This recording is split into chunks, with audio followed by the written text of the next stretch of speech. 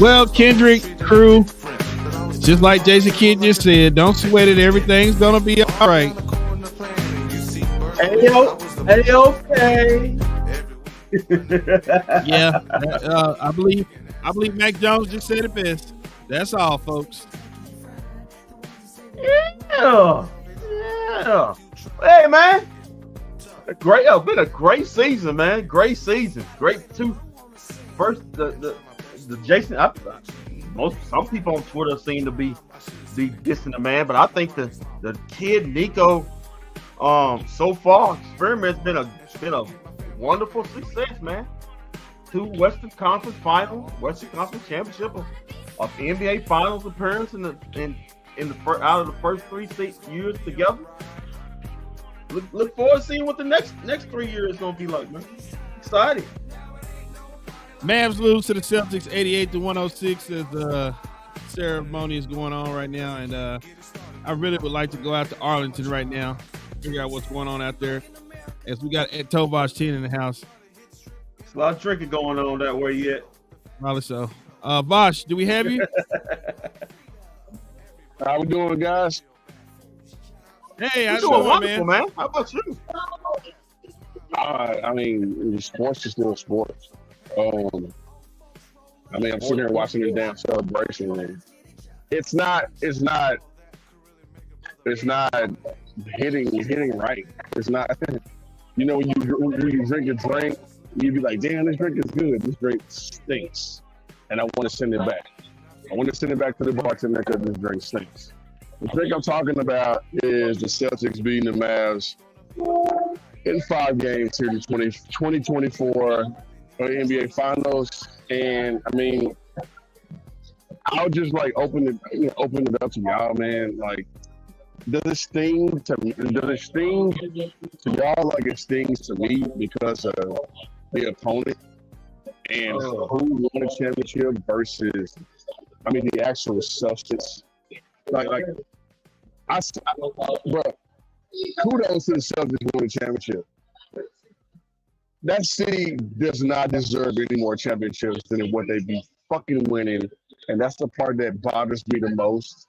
It's why does Boston keep winning championships, bro? Because that city does not belong in championship pantheon anymore. To have 18 championships for that city in just basketball bothers me. And that's what I'm going off of the most. As a Mavericks fan, yeah, it stings. If you're a Mavericks fan and this shit doesn't hurt you like 26 or 2006, then I'm sorry. I don't know what's wrong with you. If you don't go to enough games or whatever, if you don't spend enough money on this team or whatever, like I'm sorry, but if this doesn't sting to you, that's 2006, then we ain't got nothing to talk about. Shams, Kendrick? It stings because I would have loved to see the Mavs win another championship. I would have loved to experience the parade feeling like I did back in 2011. It sucks because it is Boston, and I'm not I hate Boston just like everybody else. But I had to wrap my head around it. I think after game 2 and 3, we overachieved this year. And it's one of those things where you look back at what happened throughout the beginning of the season. You trotted out Grant Williams, Dwight Powell, Tim Hardaway Jr., Maxi Kleber, and some others in the beginning of the season. And you were a fifth seed, and you went through 3 50-win teams to make it to the playoff, make it to the finals. And you just you ran right into a team. Keep talking, I'm still here. Oh, you ran right into a team who won 62 games. They were the best team all season. It hurts, but I see the potential in the future. Luka's still young. You use this as a learning tool from Luka. Hopefully he takes this and we get villain Luka next season and get his MVP next season. He lose about 25, 30 pounds and heal up. Hopefully, this was our last game. We see Tim Hardaway Jr., Maxi Kleber put on Mavs uniforms. And you hope Nico does not sit on his hands like Mark Cuban did after 2011, after we won, and let everybody else get better, because the West is only going to get stronger from here on out. The West can get stronger as of tonight because teams are able to get deals and things done starting tonight. So hats off. I've been to a lot of games this season watching the Mavs, from the good, the bad, and the ugly. I'm walking away from this series with something. I'm walking away with being able to witness my first finals game in person, watching them on Friday night. Have a great game. It hurts. It sucks. But at the end of the day, you tip your hats off. Congratulations to Boston for being the better team. Like I said, it hurts. But at the end of the day, the Mavs overachieved this season. And you just pray that we get back. It doesn't take another 13 years. Your core is a team. You got a pretty good young team. Everybody really under 25 except for Kyrie. Kyrie the same age. But again, you live, you learn. I'm still gonna be rowdy, proud, and loud. I'm still a Mavs fan. I got more fandom for the Mavs than I do the Cowboys at this point. And you just take it and you learn from it. That's really Jerry Jones got more fandom for the Mavs than the Cowboys at this point. But yeah, you just take it and you learn from it. I mean, that's all you really can do. The Mavs, they met their monster. The Mavs ran through, like I said, 350-win teams. Nobody had the Mavs going to the finals. A lot of people did pick Boston to win the finals this year. And they handled business. They went 62-18 over the year. They were supposed to dominate, and they dominated. You have to, as a Mavs fan, you can't sit here and say, "Oh, we were the better team, we lost, or whatever. We should have won it." You could have, should have, would have. You had your chances, you blew them because the Celtics were a better team. Only you, Kendrick. It is? Yeah. You heard me? Okay. Yeah, Tomas. Yeah, Tomas. We sport's gonna sport. That's just the way it is. The bottom line, somebody gotta win, somebody gotta lose. The great thing about sports is the same thing, the most hurtful thing about sports. You have those certain moments of glee when your team finally gets over the hump, but the beauty of sports is mostly you're gonna be disappointed. I mean, you're gonna lose more than you win, in your lifetime. That's just the way sports is. So I don't know what to tell you. This city's had a drought with this main sports team with the Dallas Cowboys for 30 years now. This city has had a great year. The Texas Rangers win the World Series, and then having your basketball team get to the NBA Finals. This came up a little bit short. Your hockey team get into the Western Conference Finals 2 years in a row. Came from a little sports, but that's just the beauty of sports, man. You're gonna win. You're gonna win some. You're gonna lose some. You're gonna lose more than you win. That's just the way it is. But hats off to the Mavericks. Had a tremendous season. I'm coming up here. I'm coming out this from a positive thing. Yeah, you don't want to lose. You don't want to lose to anybody, but it happens. That's the beauty of it. But hats off, like I said, hats off to the Mavericks. From a team that didn't make the playoffs the season before, where you talking about tanking and they weren't good enough, and then to getting all the way to the NBA Finals. Shout out to Nico Harrison, Jason Kidd, Michael Finley, the whole Mavericks organization, turned the page from previous organizations who were outdated, and showing his fan base there were new, more youthful ways of getting things done. Can't wait for what the future holds. Can't wait for the future holds with Derek Lively. Really impressed by him. Remember, this core is still young. You got Lucas 25, PJ Gafford's 25, Lively's 20. If Derek Jones Jr. comes back, he's only 26. Max is just turned 21. Same thing with Hardy. He's about turned 21. Josh Green's 22, 23. So the basic core of this team is really youthful.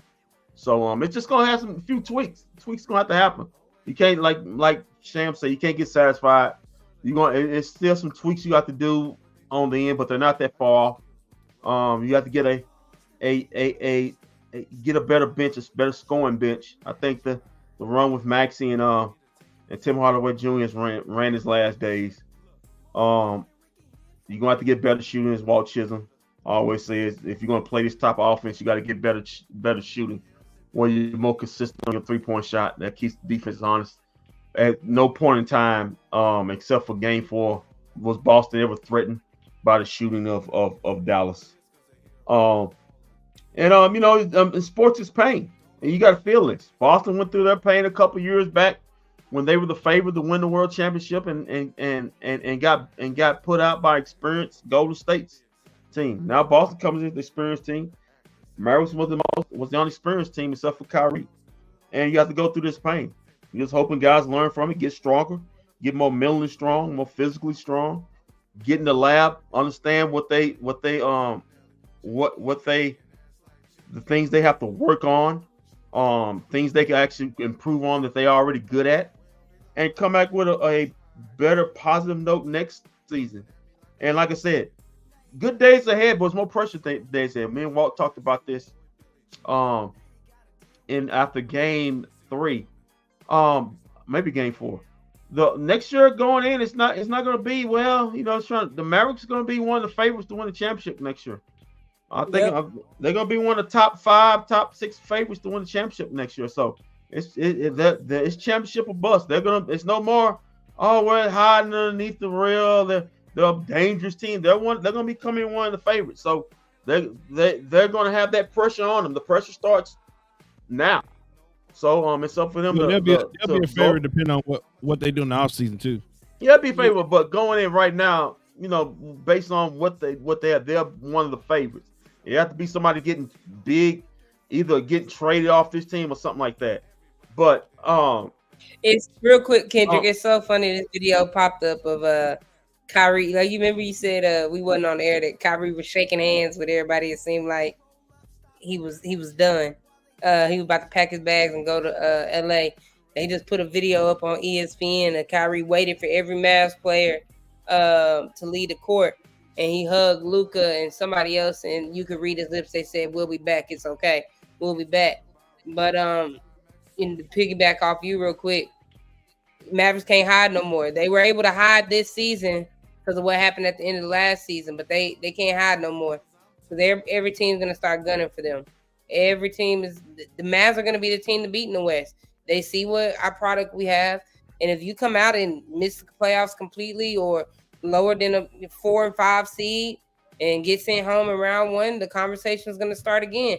Luka and Kyrie, Luka and Kyrie and others, they set that themselves up on a high pedestal for next season. Nico's gonna have to come with it. I would say Cuban, but he's not the owner no more. But Kid and Nico's gonna have to do some work. They're gonna have to get somebody in. Okay, I can finish the rest of my thought. Appreciate it, Shane. You see how I feel sometimes? No. But anyway, it'll be very interesting. Like I said, I'm gonna finish up this, and this I'm gonna let Walt let you have it. It's very, very interesting to see the development of what's with the younger players like D Live and Max. Is gonna be much required for those guys because you got a lot of guys, aging veterans. I think Coach Kidd and Nico and the rest of this organization going to phase out. I think you've seen the problems, even though you had one hell of one, you've seen the problems with this team. Me and Walt was talking about it. This team has to have better shooting. on it to play this style of basketball. It has to have better scoring coming off the bench. You can't just go into lapses where you're just getting barely 10 points coming off your bench. You got to get more contributions. But it's not like something it's not as down holes it was going at the end of last season. It's just a few tweaks. Starting with the draft, seeing what you're gonna do there, seeing what you're gonna do in free agency, a few tweaks around the edges. And I do believe the Mavericks, if they have good health, and that's something we got to talk about. They didn't really have good health this whole year except for the end of the season. And when they finally got that, you saw after the trade, you saw what they could do. So knock on wood, hopefully they can have a year where they have good health and go at it again next year. That's the beauty of sports, man.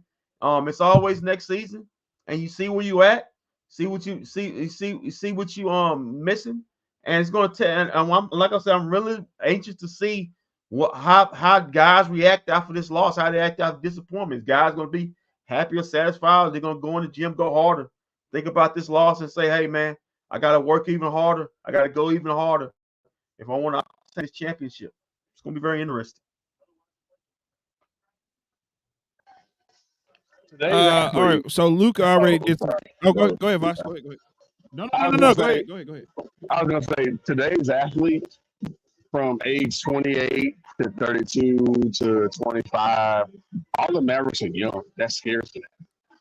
That's why I get so high and get so low when it comes to the playoffs or whatever.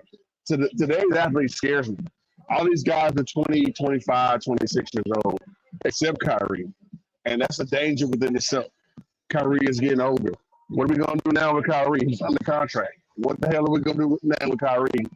Who, if he steps into the city of Boston, he's not going to give you shit. If he plays a team in green, he's not going to give you shit. All right. It also tells me that the young athlete today is going to go to the club straight out of the game. That's just what they do. I've seen it. I've been a part of it. Which is why I'm kind of like depressed because this team had a chance in game 2, in game 3, even tonight. Like this team had its chances in the series, even though it did look like what it did look like. Like on the surface, it was like, well, damn, the Celtics just dominated the Mavs. The Mavericks showed you in game 4 what they could do, what they have been doing all series when it comes to the playoffs. Shutting teams down in the playoffs. And Jason Tatum and White and Horford and Brown and even KP. Like when you watch these dudes, I mean, they put up shots that could not be missed. And then the Mavericks just couldn't capitalize on. Seeing that from an athlete's perspective versus the media perspective, the Mavericks won't be back for a long ass time. Just seeing it from how people in the front office react after a finals, after a Super Bowl, after a World Series, after a Stanley Cup. Yeah, we're not going to see this for a minute. We're not going to see it. I said at least about a year. I said at least about 2 or 3 seasons. 5. Oh, 5. Luke will be 30. It happened. And he'll It probably did be happen with the somewhere Mavs. else. It did happen. Then, it did happen with the Mavs in 06. It took them 5 years to get back. Back. Like Dirk tweeted, "Oh yeah, we'll be back." Okay, Dirk, when? Like once you get there, and whatever. Going a little overboard right now with this 5. Which part? It's 5 years because this team right now, it depends on what they do in the off season. To me, if they go out and get like a dog, like they need another shooter and defensive players as well, and like Kendrick says, the Mavs hold up in injuries because like literally we did not face. I mean, we faced injuries at the beginning of the season that hurt us bad, and like I said, the team right now is very young. And I think you got to look at it like this. Luka's team. Luka's not going to lead a team to not compete. Luka's loser except for last year when they punted the season. And Luka's not. You hope that your star learns from something like this. You hope, and I think Luka is one of those ones that will learn from this. And Okay, give it a year or so. But 5 years, 13 more years to get back to the finals? I don't think so. I honestly think I know that the West is going to get his good handshake goodbye. Like he ain't gonna be with the rest like his season over too. But Well, it kind of is. What kind of is? See, I don't think he'll be back at the bar anytime soon. Now, people see a final and then they instantly think next year we'll be back. So everybody It watching didn't at home, it don't everybody happen. watching at home think that the Stars will be back next year. Everybody watching at home think the Cowboys every single year is the Cowboys year. Everybody watching at home think the Rangers is gonna. Hold on, Sam. Hold on, Sam. Everybody think. Everybody Yes, I do. watching. Everybody do. Everybody at home thinking that the Rangers are going to repeat or get back to the West or whatever. So what I'm trying to tell y'all is like, as hard as it was for the Mavericks to get out of the West, but it's going to be like that every single time. Just because they gave y'all success this year doesn't mean for the next 5 years it's going to be the same exact way.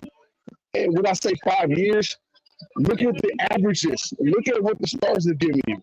Look at what the Rangers are giving you. Look at what Rick Carlisle and the Mavs is giving you. Look at what the Cowboys are giving you. At least it's going to be 5 years.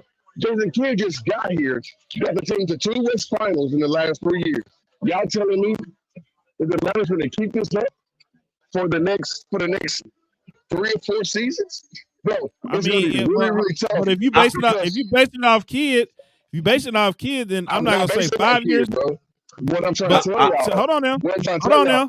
Since Kidd has been here, you went to a finals. You missed a year. You came back, and you went all the way to the finals. Now, like I say, you're gonna miss next year. That's a given. You're gonna miss next year and probably the year after that. But then after that, I think the Mavs will be right back in the finals. You know what? 2 things could be right at the same time. I don't know. Luka could blow Achilles, or Kyrie could blow Achilles. I'm just saying. And then you season up. I don't know. That's the beauty of sports. You don't know. You don't. Shit happens so much in sports because how many people at home right now besides me had the Mavericks in the You're not finals? home, so that's not fair. How many people at home besides me had the Mavericks in the finals before Daniel Gafford got here and before PJ Washington got here? Nobody did. Everybody was all saying, hey, Luka needs help. So when you signed Kyrie, everybody was like, okay, all right. But we're not still speaking finals. But when PJ came along, because even people on this show were saying, well, PJ, what the hell is he doing? So when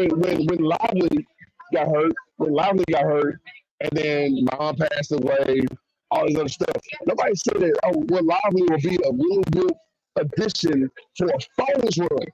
No, I'm telling y'all so much that teams will adjust in the offseason and then before the trade deadline. I'm telling y'all right now, don't be surprised if like a player like LeBron ends up somewhere in the West besides the Lakers. Don't be surprised if like a free agent ends up somewhere besides his big team. And yes, the reason why I say 5 years, that's mathematically speaking. You cannot tell each team to go back to back and expect the Mavericks to be in the finals next year. Just like we expected the Stars to be in the finals when they lost to a team in Florida. Bro, y'all know what y'all talking about. I've lived this stuff. Y'all wishful thinking right now. Not this panel, but like people at home, bro. And I mean, I gotta be a part of them wishful thinking because capitalize on what is in front of you. When you got to win 4 games, which is why every single playoff time I'm always counting the games down on Twitter, on Instagram. I'm always like 12 more, 11 more, 8 more, 6 more. It's because it's so hard. It's so hard to get to 2 more, to 1 more, because it's almost like fate and destiny. Yes, Kim just said it. That's the beauty of like, hey, well, it's almost next year. There's always next year. There's always next year. Enjoy it. But the same team that you got right now is not guaranteed to get back to the finals. PJ Washington will never get to the finals again. Neither with Luka. Neither with Kyrie. He's 33 years old, 34 years old. We cannot say that Kyrie will ever get back to a final again. Neither with Luka. We don't know that part. We're not saying that. I think what people are trying to say is just like every other team adjusts, we expect our team to adjust too. Just like every other team is going to go and sign people, we expect our team to do so too. Nico has not been in this role and has not tried to make this team better. Okay, getting Grant Williams, we didn't know what that was, but that was probably the only fail with Grant Williams. It looked like it was all part of the plan. That was just probably the only fail. But what I am simply saying by when I say we will be back, it's you got your core of your team is younger than 25 years old, excluding Kyrie, who's the vet on the team. Tim Hardaway is going to be gone. Maxi Kleber is going to be gone. I don't think Maxi going anywhere. Well, because his contract isn't hurting you. He cannot have a role like he did this year. Let me say that. He needs to probably maybe be one of them DNPs for at least 60 of the 82 games in the season. What I'm saying as far as the team will be back, Jason Kidd have showed you that he can coach. Nico has showed you that he can go get players. If you're thinking this Mavs team, this run right now didn't maybe have people saying, oh, I'll go play for them. I'll go play for this team. This team is a brotherhood. This team is a family. They never, it's going to draw some people in. What I'm thinking, I understand our money situation may not be right, but Nico has always found a way. He's going to find a way to try to make this team better. At the trade deadline, we were sitting, folks, I remember we was all texting in the group chat. All right, well, this is happening. This is happening. This is happening. Boom, something happened. Boom, next thing something happens. And what happened? The Mavs went on a run. Nico has not sat on his hands and said, oh, I'm not going to try to make this team better. Luka is going to demand better. And you ain't finna tell me that this Tim Hardaway will be back in his uniform next year. You're not finna tell me. And I'll bet money on that. If he back, I'll put some money on that. Where I'll go to Vegas and put money on that. If he's back, it's because they couldn't find somebody to take him. They've been trying. You do know they've been trying to trade Tim Hardaway for 3 years now. Absolutely know and that. Nobody wants him. They've tried everything to get rid of him. I do. But my thing is, we saying we'll be back. I do think this team is going to get better. I do think this team. I understand every other team in the West is going to get better because we're going to have to see Minnesota again. We're going to have to see OKC again. You're going to have to see Denver and all of these other teams again. You're going to have to see them. They're going to get better. But just like they're going to get better and adjust, the Mavs should get better and adjust. I think the Clippers stuck. You see Kawhi do her. Yeah, the Kawhi. Yeah, that's why I ain't saying that. He just took his braids down. He didn't cut them. He didn't cut nothing. Put a back up. Put it back up. But listen, okay, so go ahead. Listen, like I said, two things could be like before I'm trying to complete a thought. But like I said, two things could be right at the same time. The beauty of sports is, you know what, it goes throughout the organization who's actually putting this thing together. They're always going to look at ways to always get better. The realistic thing is, yeah, they're probably going. It's probably not going to happen. Remember, the Boston Celtics have been hanging around Eastern Conference Finals, NBA Finals, not getting the championship since 2018, 16 or something like that. I don't know, since Tatum got there, and I was been bouncing around either whether they at the finals couldn't get over, or at the Eastern Conference Finals getting put out in the first round. Remember 2 years ago they was thinking about splitting Tatum and Brown up because I think they got eliminated out of the first round. So it's everything's a crap shooting sport. It's like I said, keep saying it's the beauty of it. But if you know, the one thing I would give the Mavericks a shot, if you have one of the 10 best players in the world, which I do believe they have, you always have a puncher's chance. And like I said, I don't know what's going to happen in off season. Like you said, the West is a bitch. You got Minnesota, you got Denver, You got OKC. All these teams are gonna be doing radical improvements to improve their team. Also, you got old heads like the Clippers, Suns, and the Lakers gonna be trying to do things because they got older teams and their window is either shut or almost about shut. And you got teams like New Orleans and Sacramento, all these other teams that's looking Memphis. Memphis, one piece away or maybe a draft away from being being back in there. And so so it's gonna be a crapshoot. So the odds of the Mavericks getting back to the same spot are not they're not in their favor. But like I said before, in the season, let's. But I'm a clown. I'm a clown when I say 5 years, though. Ain't nobody called you a clown.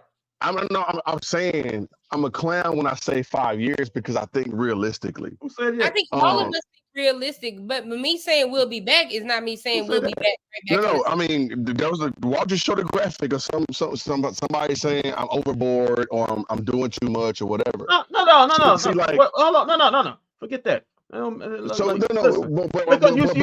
you saying right. You saying right. No, I know I am. Any of us had anything said wrong because we all have acknowledged that the Mavs just got to get better because the West is going to get better and tougher. I mean, think about it. The Mavs, who realistically had the Mavs beating 350 win teams to get to the finals this year? Who realistically thought that the Mavs? Nobody did. We were counting people out in the first round after game one. That's what I'm trying to tell people. Is what that's what I'm trying to tell you. We were going to the finals after we beat the Clippers. Sure you have a top 5 player in the game. Sure you have a number 1 player, in pretty much all of basketball. But like it's still hard, bro. Right. Bro.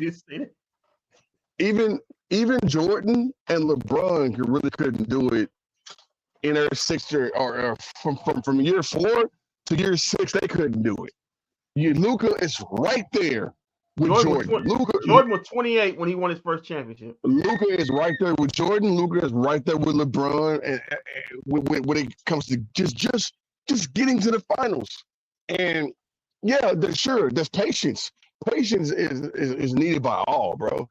Y'all gotta have patience. So when I say 5 years, bro, it's gonna be really, really tough for teams to clear out.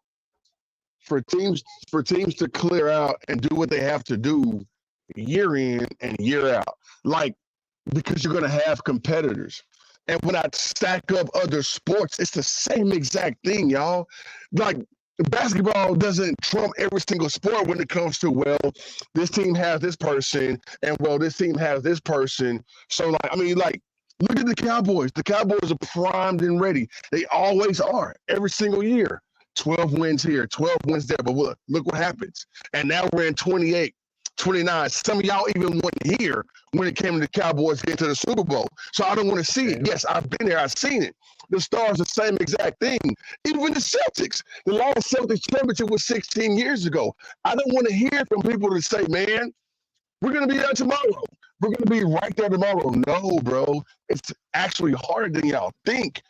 Like pretty much, Luka may not ever see the finals again. And then there may be a kid right now that's 5 years old that's going to win the Mavericks championship. We don't know that until we actually play the game, until the ball goes up. So, yes, the positivity, sure, I'll take it. Yeah, because every single year, the season starts over. But whenever you have something going on, bro, and that's what I'm talking about. So ask him, the same dude that keeps commenting, bro. Ask him when the last time he's seen a championship outside of the Rangers. He hasn't. Maybe 2011. Hey. He's probably 11 years old back then, bro. I've seen it. And since 2011, the Mavericks have not gotten to the finals. And Luka, this is Luka year number 6 or number 7, bro. Y'all can't tell me that Luka will continue to deliver the goods. Kyrie hasn't.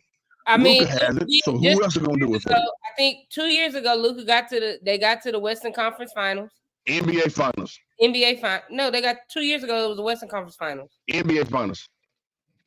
Can I finish my NBA Finals, Super Bowl, Stanley Cup, World Series. Talk to me. I get what you're saying. Yeah. That wasn't what That's my point. That's the person on like that's that dude's point. Somebody talk to me realistically about getting to the actual championship round. I don't care about the Final Four. That's passe right now when it comes to having a top 5 player on your team.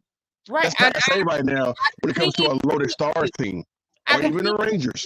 But the thing, like you said, is the beauty of sports, that everything that you said that can happen to the Mavs can happen to another team. Ja Morant can wave another gun tomorrow and be suspended the next season. I mean, Jokic could fall off a horse and break his leg and be done for next season too. Everything can happen. That's all he wants to do in Serbia, whatever, is ride horses. And that's all he does is horses. Okay, but hold on real quick. So I pulled this up real quick. So I'm looking at the Mavs contracts here. And Luka's in line for a really big extension. That's one. Yeah, he's getting super max. So he'll get his money. So right now Luka's scheduled to make $43 million next year. Kyrie will make $41 million. Tim is gonna make $16 million. PJ will make $15 million. Dan Gafford makes $13 million. Maxey makes 11. Josh Green will make 12. And Dwight Powell makes 4. Dante Exum makes 3. And Omax makes 2. Remember when Dwight was making 11? Oh, we still paying we still gotta pay JaVale McGee's deal. Lob count. So we I just think Nico's gonna find a way. My trust is in Nico. He ain't just no shoe salesman like EA called him. He just not no shoe salesman. He is somebody who makes stuff happen, and he's made stuff happen. Yeah, I mean, do the Mavericks? The Mavericks got to pick this season in the draft. Nope. Okay. Nope. They got the final pick in the second round. That's it. Yeah. Let's just hope Bronny falls to us. No, hey, yeah. So LeBron can come here. LeBron's free agent. So you want, like I said before, so you want 2 guys in case you want 2 guys in case you on this thing. Oh my God! I want to move and live inside the AC. But okay, but here's my thing though. Looking at these numbers. Ooh.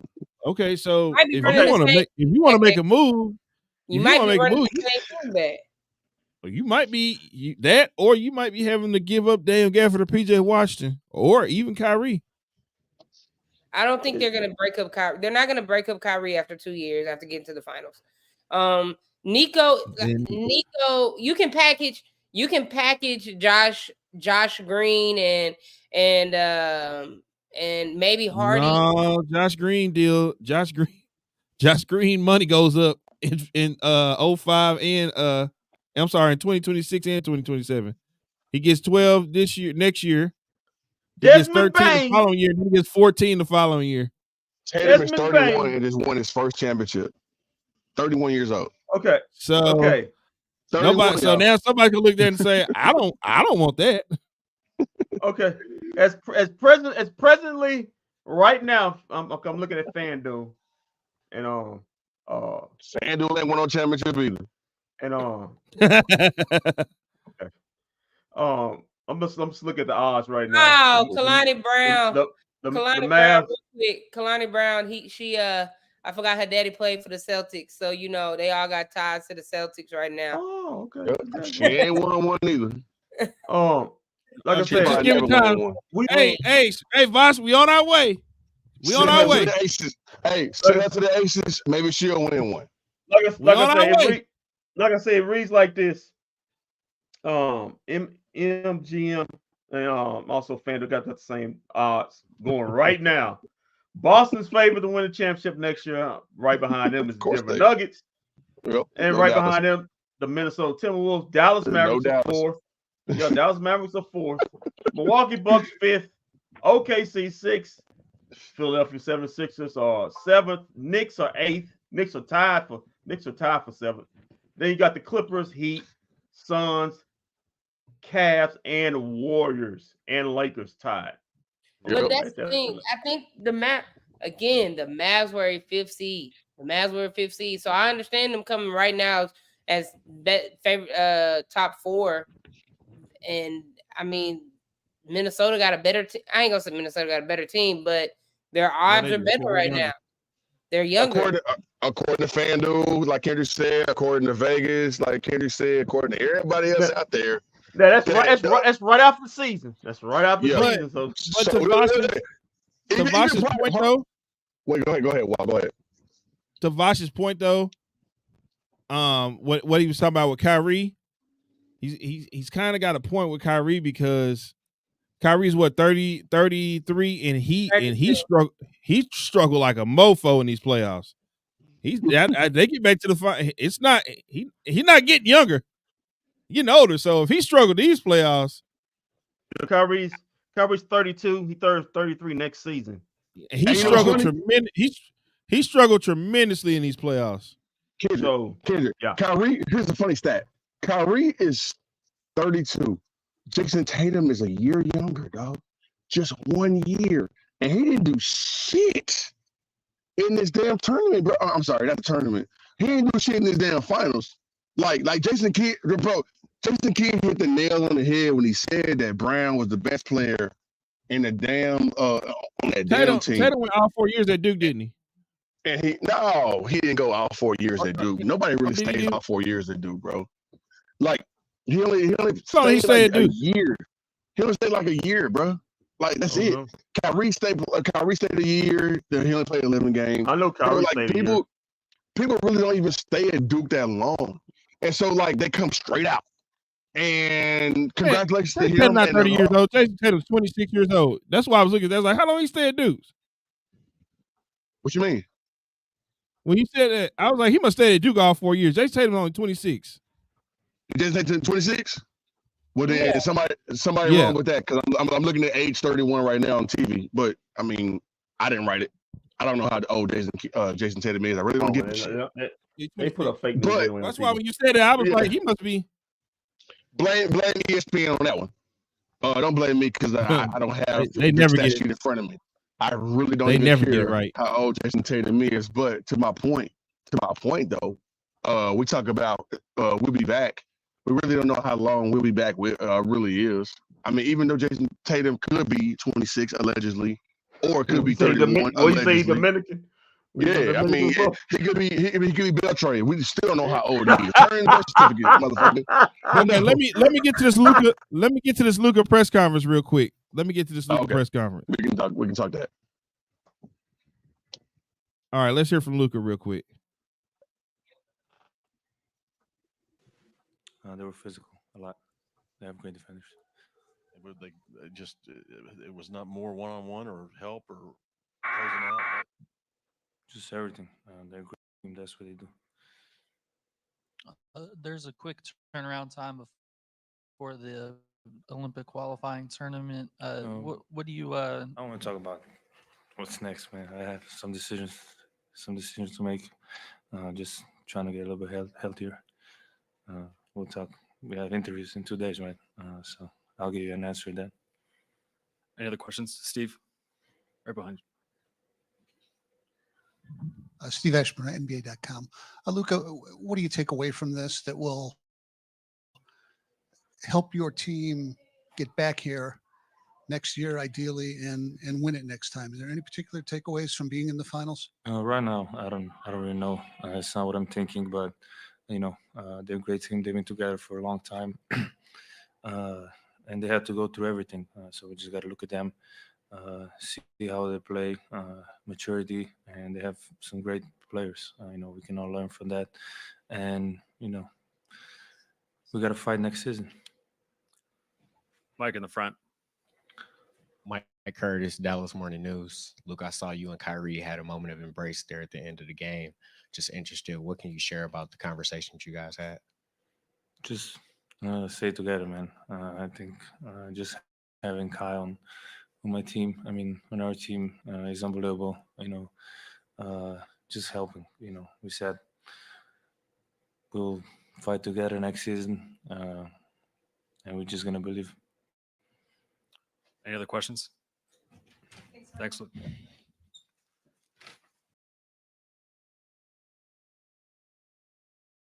Well, he was very quick to the point, right there. Kendrick, I guess we'll start with you. What do you feel about what he had to say in his press conference? Man, he just lost the NBA Finals, so he's not gonna be too happy going up there. I'm very glad he cut off the report about the Olympics. You don't want to talk about that, man. His team just lost the championship. A bit of the he better not get up there and talk about the Olympics after to win the championship. So he got that on out the way. But yeah, man, listen, man, this is tough. But like I say, it's pain now for hopefully gratitude later. Whenever that payoff comes, if it comes off, you hope it does. But listen, you have, it's always life lessons to learn in anything in life. And it's some things he has to work on, on and off the court. And if he does that, he'll become a better player, and his team will become better because of it. But you did make an interesting point about Kyrie. Hey man, he's 32 years old. This is a long run. He played a lot of games this season, more than he's played in the last 6 years total. So it'd be interesting to see how his body is going into next season. And turning 33, going that year 33, and man, that's a difficulty. So like I said, you're gonna have to rely on younger players to step up. Like I said, I do have when I read off that tweet I had, a message I got from a guy that was in the know about Derek Lively. I'm really excited about that. Him and Omax, guys like that. Those are the guys you got to start relying on. Even Josh Green, had a good game this past. You got to rely on your youth because other guys that's been in this program for a while, getting up in years, that started to move to the step aside and take lesser roles.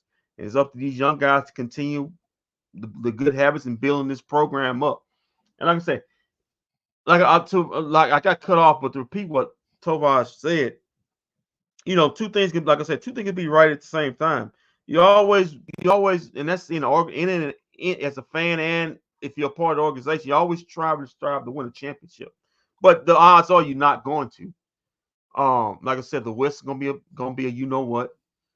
it's gonna be tougher because you don't play more games, so your body's gonna be more wore out. The more games you played, you're not gonna be fresh as other teams is. Teams that had injuries or had suspensions are gonna be back.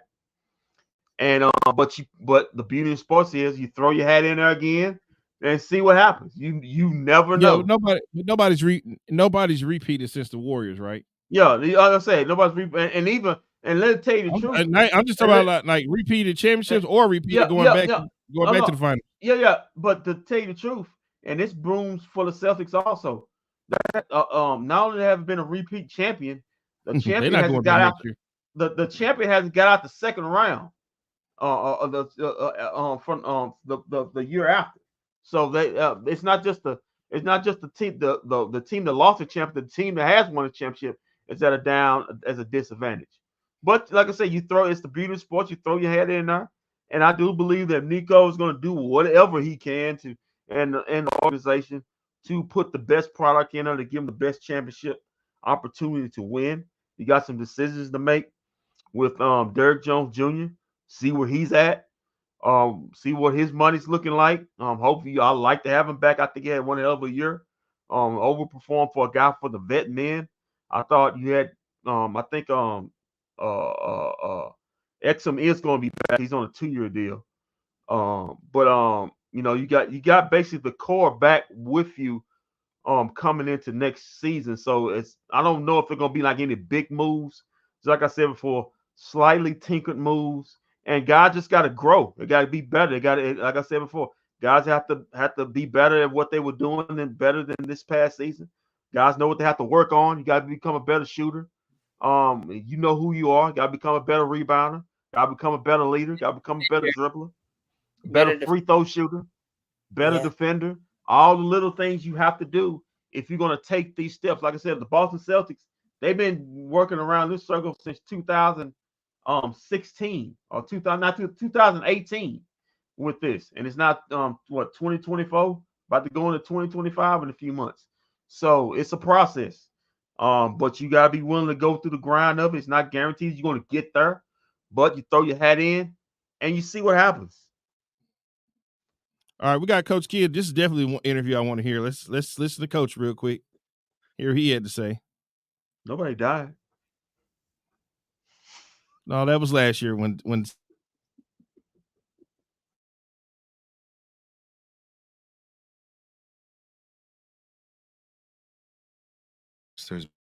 been learning, experiences for them with winning and losing. And so, understanding for us, we've been together for 5 months, some of us. So this is, a really, positive journey that we've been on here.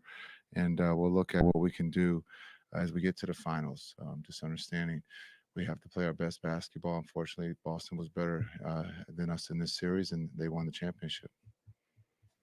Middle, Dwayne. Dwayne Price, Mavs.com. Jason, was there anything in particular that the Celtics did on the defensive end to slow down your offense? Yeah, we had some great looks there that just didn't go down for us. Kai has a layup that rims in and out. PJ had great looks, just wasn't our night, offensively. Tim. Tim McMahon, ESPN. Jason, when you look at what needs to happen for you guys to be able to get over that last hurdle, what are things that stand out to you as far as how you can get to that, take that next step? Well, I think the first step is just to be in it. I think that's a big thing. A lot of us, when I say a lot of us, excluding the people in the locker room, didn't have us here. And so to be able to start the playoffs in LA, to start the playoffs in Oklahoma, to start the playoffs in Minnesota, to understand that that's not easy to do. And I thought the group did a great job.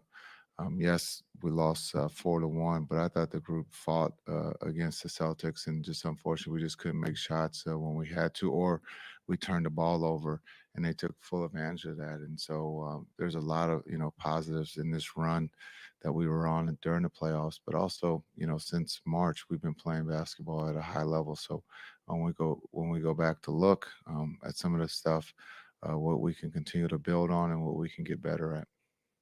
First row on the right, Brad.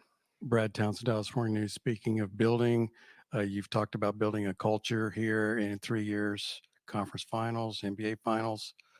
What would you say kind of the biggest, the most important pillars that you feel like you have put in so far? Yeah, I think that's a very good point. We first year we lose to Golden State, who becomes the world champs, and then we lose this year to the world champs in the Boston Celtics. So not a bad run in 2 out of 3 years. And so in that in between those 2 years, we get D Live and some we get trades that makes the team better. So a lot of positive things. We're a young team, and so this isn't a team when you look at do we have to replace some of the older players? It's we have a core, a young core at that. And so this is exciting times to be a Mavs fan and to also be a coach for the Mavs. Second row, Tim. Tim Cato, The Athletic. Jason, obviously Luka dealt with a lot of injuries throughout this postseason run. What can he learn from this? Well, he's one of the best players in the world. And so I think the biggest thing for him is that we all, would like to be healthy, but there's going to be bumps and bruises along the way. And so for him at the age of 25 to get to the finals, to be playing his basketball at the level that he's playing is now is just, being consistent. And I think we all would say he led the league in scoring. And so it also is one. So it's just a matter of being consistent. And again, always being in the talk for MVP, because when you have one of the best players in the world, you should be always fighting for a championship. Last row, Howard. Howard Beck from The Ringer. Jason Beck here. Yeah. You touched on a couple of these things, but obviously you're a pretty young team and built around a 25-year-old star. You've got guys who just arrived, as you mentioned a few months ago. At a time like this, I know it's hard to look forward, but is the next step in growth, is it just, youth maturing? Is it just all these guys having more time together? Are there specific things that just maybe need to be added? Like what's the next evolution of this team? Or is it some of it just evolution within? Yeah, I think it's just time, being able to go through it, to get to know each other a little bit better on the court and off the court. And so I think it's the more time that these guys are around each other, the better they're going to be next year. Again, 5 months without a training camp. This season started in Abu Dhabi, and it's been going on for a long time. So for this group to spend time together, to fail, and to understand what it feels like to fail, and also to see what failure is, and then how do we get better and learn from that. And that's I think I've got a great group of young men who will be hungry this summer and will come back ready to play at a high level.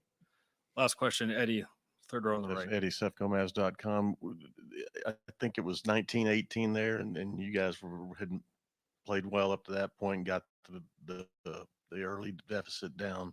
What happened there when you had some empty possessions? I think they might have had a couple of steals, or you guys had a. Kyrie, Jeremy.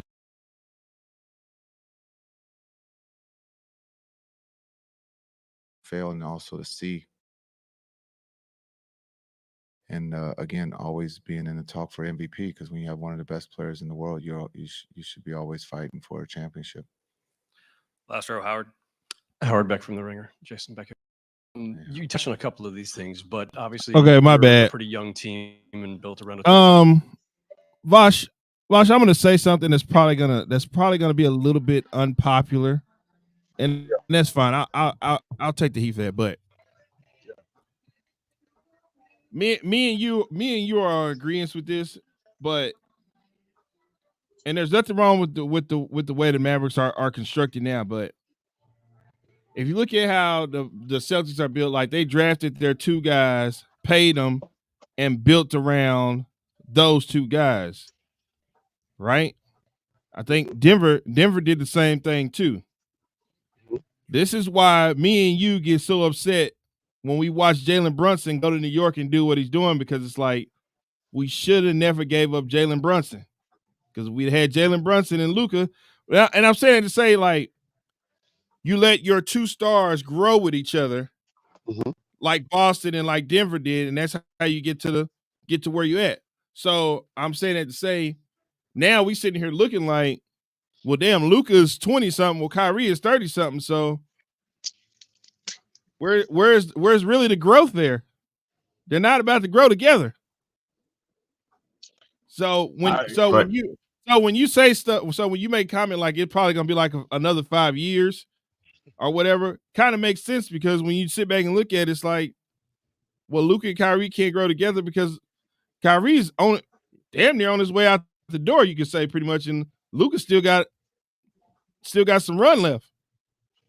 So Jalen Brunson, go ahead, finish. I'm just saying, for an organization to just let a guy who you drafted just walk out the door, and then just like, oh, okay. And then you watch him over in New York, and you're like, well, damn, we would have just kept that and built around that. We probably could be something tremendous. Because Kyrie's age kind of showed a little bit in these playoffs. Jalen Brunson is 27 years of age. He turns 28 on the 31st of August. Him and Luka came in the same draft, right? Yeah, but he played 4 years in college. So yeah, he did go off 4 years. But still, when you draft together, you plant the same seed. Right. And a lot of people don't understand that. So like with Kobe, hold on. I'm sorry. The fans taking pictures. Somebody fell out. The Mavericks lost. They said the hell with it. I gotta go. Yeah, they're just shooting up at the mall or Walmart or whatever. Anyway, so like when you bring in two players that's supposed to play together for their whole entire careers, then you're cooking. Now you're cooking with fish grease. What the Celtics did was the right thing. The front office is pretty much the best front office in basketball. From Brad Stevens on what he did to going and getting even with the controversy from last year. I thought you were talking about even with Danny Ainge. The shit from last year with Nia Long and her dude, and then he goes over to Houston. But Missoula comes through and says, "Forget about that whole thing." It's just like Dusty Baker for the Astros. Took him to almost a game within the World Series. Missoula wins you a championship, number 18. Missoula did the same exact job that Dusty Baker was supposed to do at age 70 or whatever. It's so hard to win a world. Oh, I'm sorry, golly, it's so hard to win a championship, a world title, with two guys that are not on the same page. Jordan and Pippen were two guys that pretty much came up together. Jordan got there in '84, but Pippen got there in '87. Like when you go get a guy, a running mate, then your running mate's supposed to be there with you forever. It's supposed to stick with you through thick and thin. Your number two guy. Clay and Steph showed y'all that. Yeah. The whole new modern day Jordan and Pippen. And then now we're searching for the next number one, number two.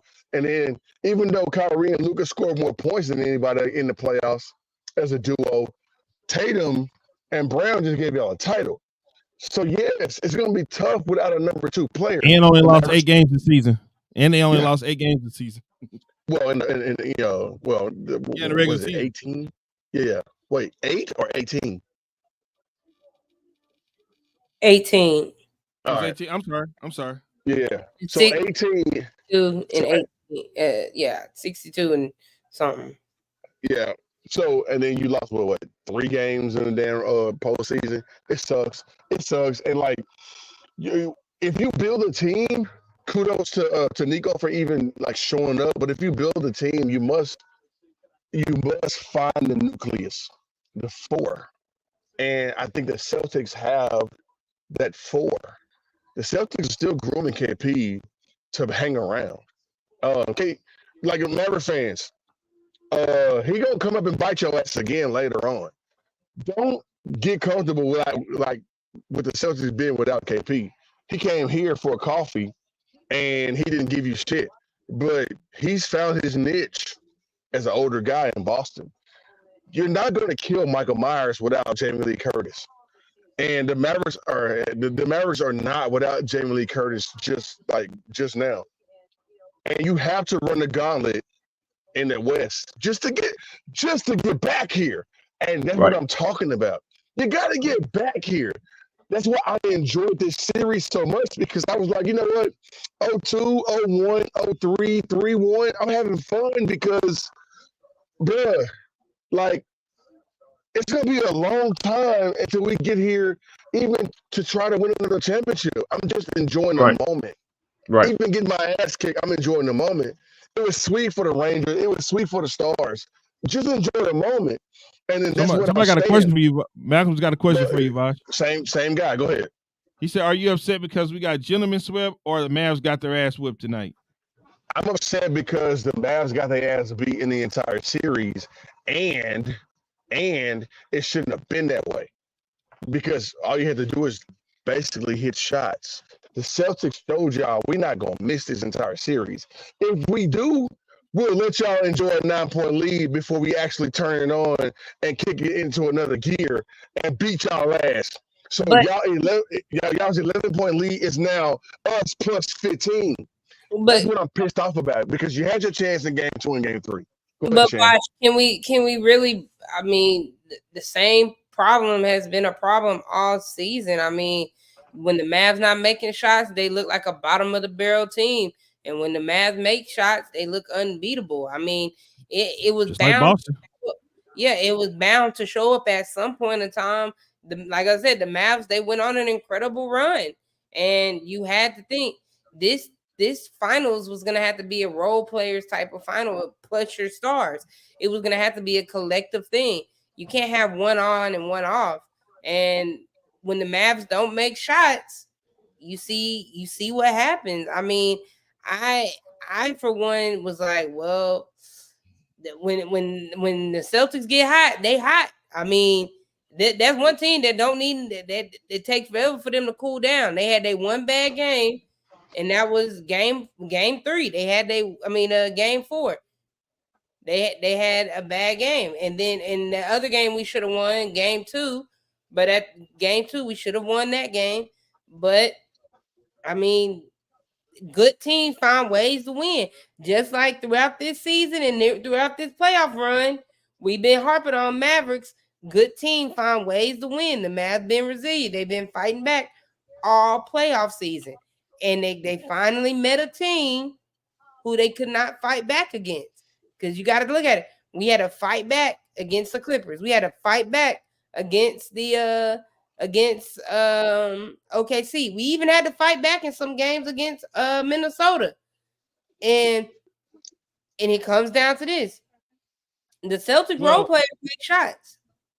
The Celtics Kendrick brought up one of the best points a while back. I mean, we use it as a joke now, but brought up a good point when you said about them being a Valley Southwest team. Like a lot of things that we call them out. Yeah, that we call them out for. Like we call them out for. Like it don't get publicized enough because it's just another Mavs loss. Well, a lot of the deficiencies came out on the big screen on the national audience. And it's like, oh, damn. I've been preaching all year, and I've been in fighting with friends and people who watch the Mavs, and then it also came out in times when the Mavs had played public. They played nationally this season too. The role players not making shots. Tim Hardaway coming out bricking, and I had to fight with somebody when they was like, "Oh, your team is full of shooters." No, I'm not full of shooters. It only happens when they get hot. I mean, and because when they cold, then the cold boy. When we played in that cold, it was cold, boy. That's what type of team it was.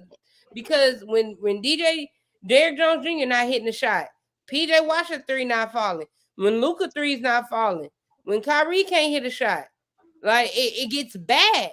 And I tried to tell people this season, the Mavericks are built. If they're making shots, they can win any game in the world. But the moment them shots stop falling, you got a problem because they can't rely on defense to keep them in the game and go and have a sprint at the end. They can't rely on that.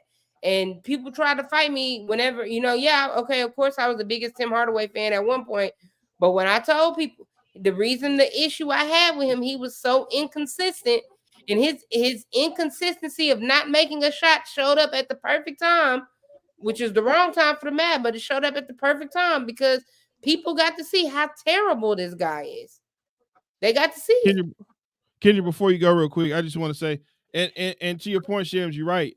But and I'm saying that to say, like, we'll sit up here and do a post-game show and say, oh, Luka needs to quit whining, Luka needs to quit crying, and it just goes over here. So Luka goes into the finals and does what he does, and now finally the national broadcast or Windhorse calls him out, and everybody sees him. What does he do? For 2 games, Luka shut up. 2 games, Luka shut up. All season we've been trying to get this dude to stop arguing with referees, stop doing this, stop doing that, and it took 2 games on a national broadcast, and for him to get called out the way he did, for him to stop doing what he's doing. That's a shame on Luka's part, though. Because Luka has to understand. It is. Luka has to understand at age 25 that he must not listen to this bullshit. He must not listen to this crap that the mate like. Bro, who the fuck is Brian Windhorst to tell Luka Doncic he needs to do something on a fucking basketball court? And Luka and Kyrie and people listen to that shit. Bro, I promise you to the good Lord in heaven, if I had those talents, dog, I would have no hearing. Kobe Bryant had no hearing. Jordan had no hearing. LeBron has all the hearing in the world. He hears all that shit and he fails at it. But like Kobe Bryant and Jordan, they don't listen to that. Killers don't listen. I thought Luka was evolving himself to a killer until he listened to Brian Windhorst after game 2 or after game 3. Luka, if you're watching right now, sorry about the loss, bro, but like stop listening to these motherfuckers, bro. They don't have. I can't agree with that because he came out and played the best game after they said it. He got quiet. That's not his game. Luka's game is not silence. Okay, and him being quiet, got him a win. He's not gonna give you 50 in silence. Some referee has to get that work. That's Luka's game. Luka's not from here. Luka's from over there where like they play football and get bullied. Luka knows good and damn well when he comes over here. Duncan was the same way. Ginobili was the same way. They all begged for fouls, bro. Charles Barkley was the same way. Kobe Bryant was the same way. Even Jordan was the same way. Yeah, LeBron, no. LeBron the same way. There's begging Bro, for fouls. There's begging for fouls, and that's fine. man, But bro, this dude is not getting back on defense. He's stopping in plays and arguing with referees. Come on now. y'all can't tell me. Y'all can't tell me that Kobe Bryant didn't cry to the referees. So Okay, much but so he that would never not run back on defense arguing with a Well, yeah, referee. that's true. But there's a rule in place because Kobe Bryant was begging so much for fouls, bro. He started flailing his arms and hitting people in the eye or hitting people upside the head. So now, the actual Kobe Bryant rule for begging fouls got in place. You can't flail your arms anymore. So yes, Kobe Bryant was actually crying for fouls. LeBron, you can't flop anymore. $5,000 fine. That was because of LeBron. Like Jordan has his own rules, the Jordan rules. Right, Like but that's everybody what has I'm saying. their Like own set of calls. but nobody's upset about Luka arguing with referee. Everybody's upset with the fact that Luka stops play to like just in the play. He stopped to argue with the referee, and when he came back on the court, Peyton Pritchard, little Doogie Howser is shooting a three. This is the finals. We don't have time for you to sit around and argue with a referee. I'm so tired of everybody on Twitter now talking about Jason Kidd got to go, bro. And this is coming from somebody who freaking hated Jason Kidd at the beginning of the season. Oh, come on. Jason You Kidd knew that ain't was the coming. reason you lost this goddamn series, bro. They've been You saying knew that was shit. coming. You knew that was coming. Talking about go get some damn talking about go get some damn Sam Cassell. What the fuck he gonna do? Bro, the same people that's saying that just tune into the WNBA for the first time. Y'all beneath me. Anyway, what I'm saying. Hey, I love is y'all, like, but it's almost 12 o'clock, bro. okay. I'm trying to get y'all. Okay. I'm just trying to figure. How much longer we gonna go? Because I'm just trying to figure out. Because I got like. You can go. You can go. We still doing this. No, go, Michelle. I'll let you. Yeah. No, I hope Walt put on the. I hate Kendrick so much. You so much. You the one that said, I'm so sleepy, but the conversation is so good. You gonna ever make those noises in your life again?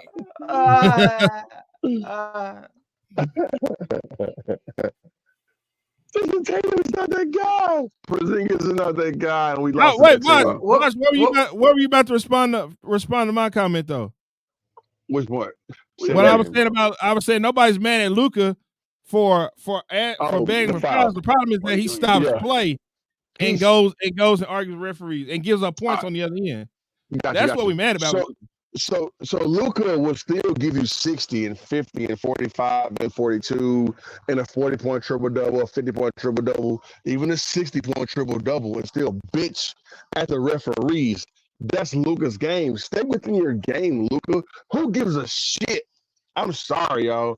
Who gives a shit about Luka arguing with referees unless it's leading to a Celtics three-pointer in the corner by KP or some clown Missoula, whoever that dude was, bro. So like Pritchard.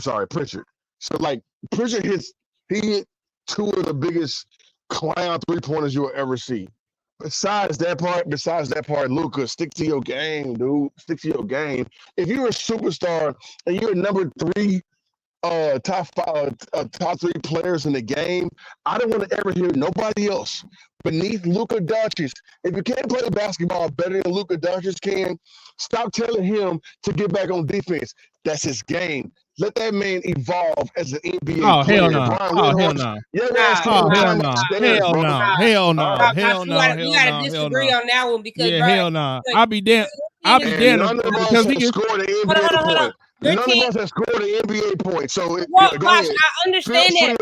Go ahead. Gosh, I understand that, but at the same time, those same players, hell no, Vash. I'm sorry. They're not gonna be here, Sam. I can't give you that because so let me give you not gonna be here. Let me give you Howard's not gonna be here. Hold on. Porzingis is not already here. Gosh, let me give you this real quick. Kyrie is 35, 37, 38 years old, 39, 42 years old. He's not gonna be here. Go ahead.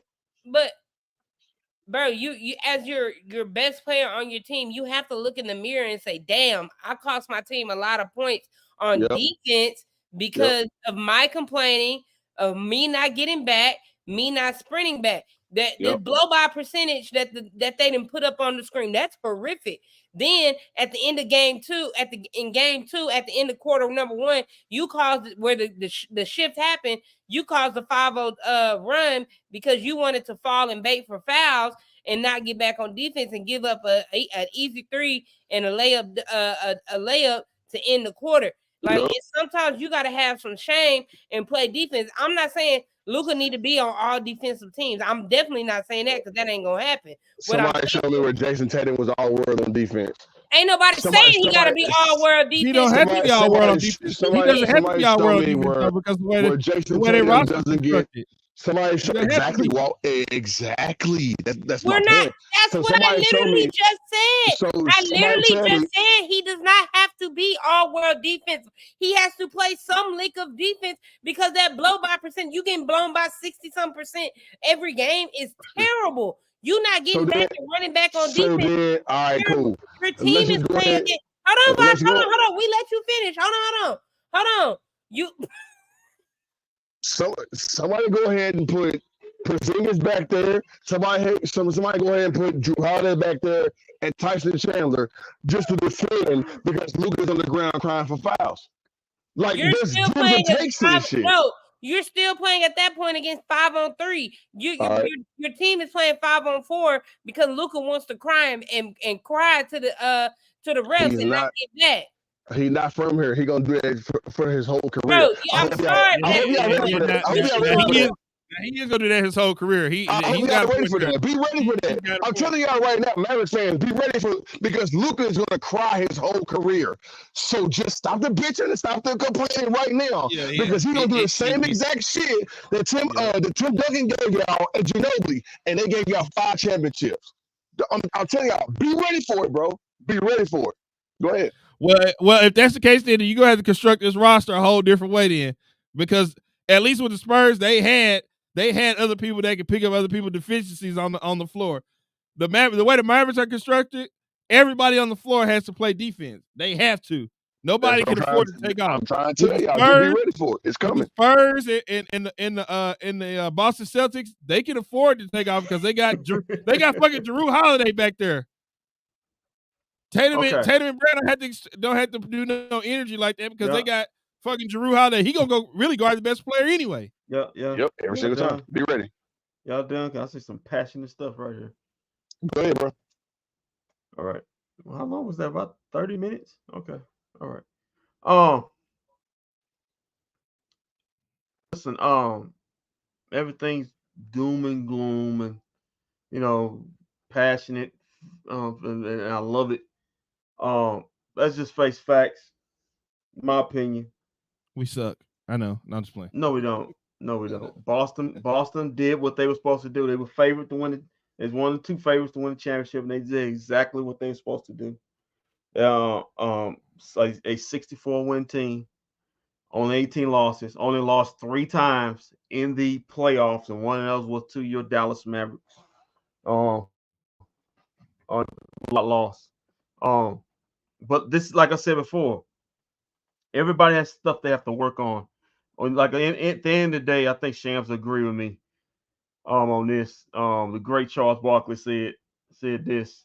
At the end of the day, when you're playing sports, one team's gonna be happy, and you got 29 other losers. You got 29 other people gonna be upset. So the fact of the matter is, the Mavericks, like I said before, the Kyrie thing, interesting brought up. He is older. I was gonna when y'all the comment on the Jalen Brunson thing before y'all got in the passion comment. That's interesting.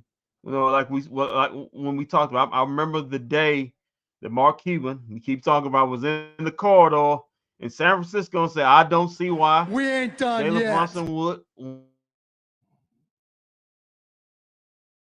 him the most years, the most money here, and he lied on all of it. About it. Not only he didn't give him the most, he didn't give him the money that New York was giving him. And like you said, that is true. Jason Tatum and Jaylen Brown are homegrown. Jaylen Brown was drafted a year before Jason Tatum.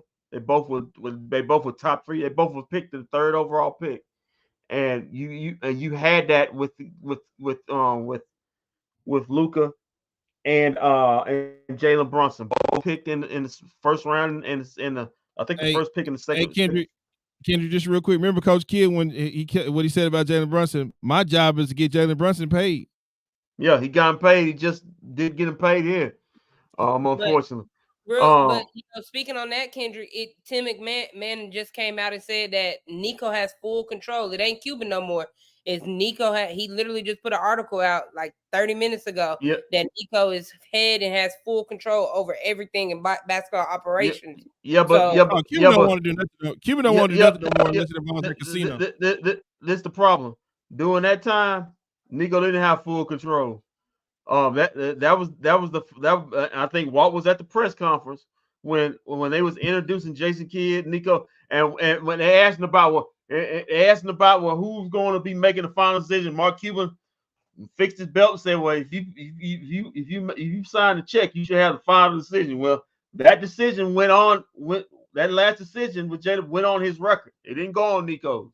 So I'm glad to see Nico has final say. That's what I'm saying. That's what I'm saying. Like at that point, he said it's a lot of money. It's a lot of money, so I still got to say so. I think if Nico had full reigns and full control, Jalen Brunson would be on this team, and that's what I'm simply saying.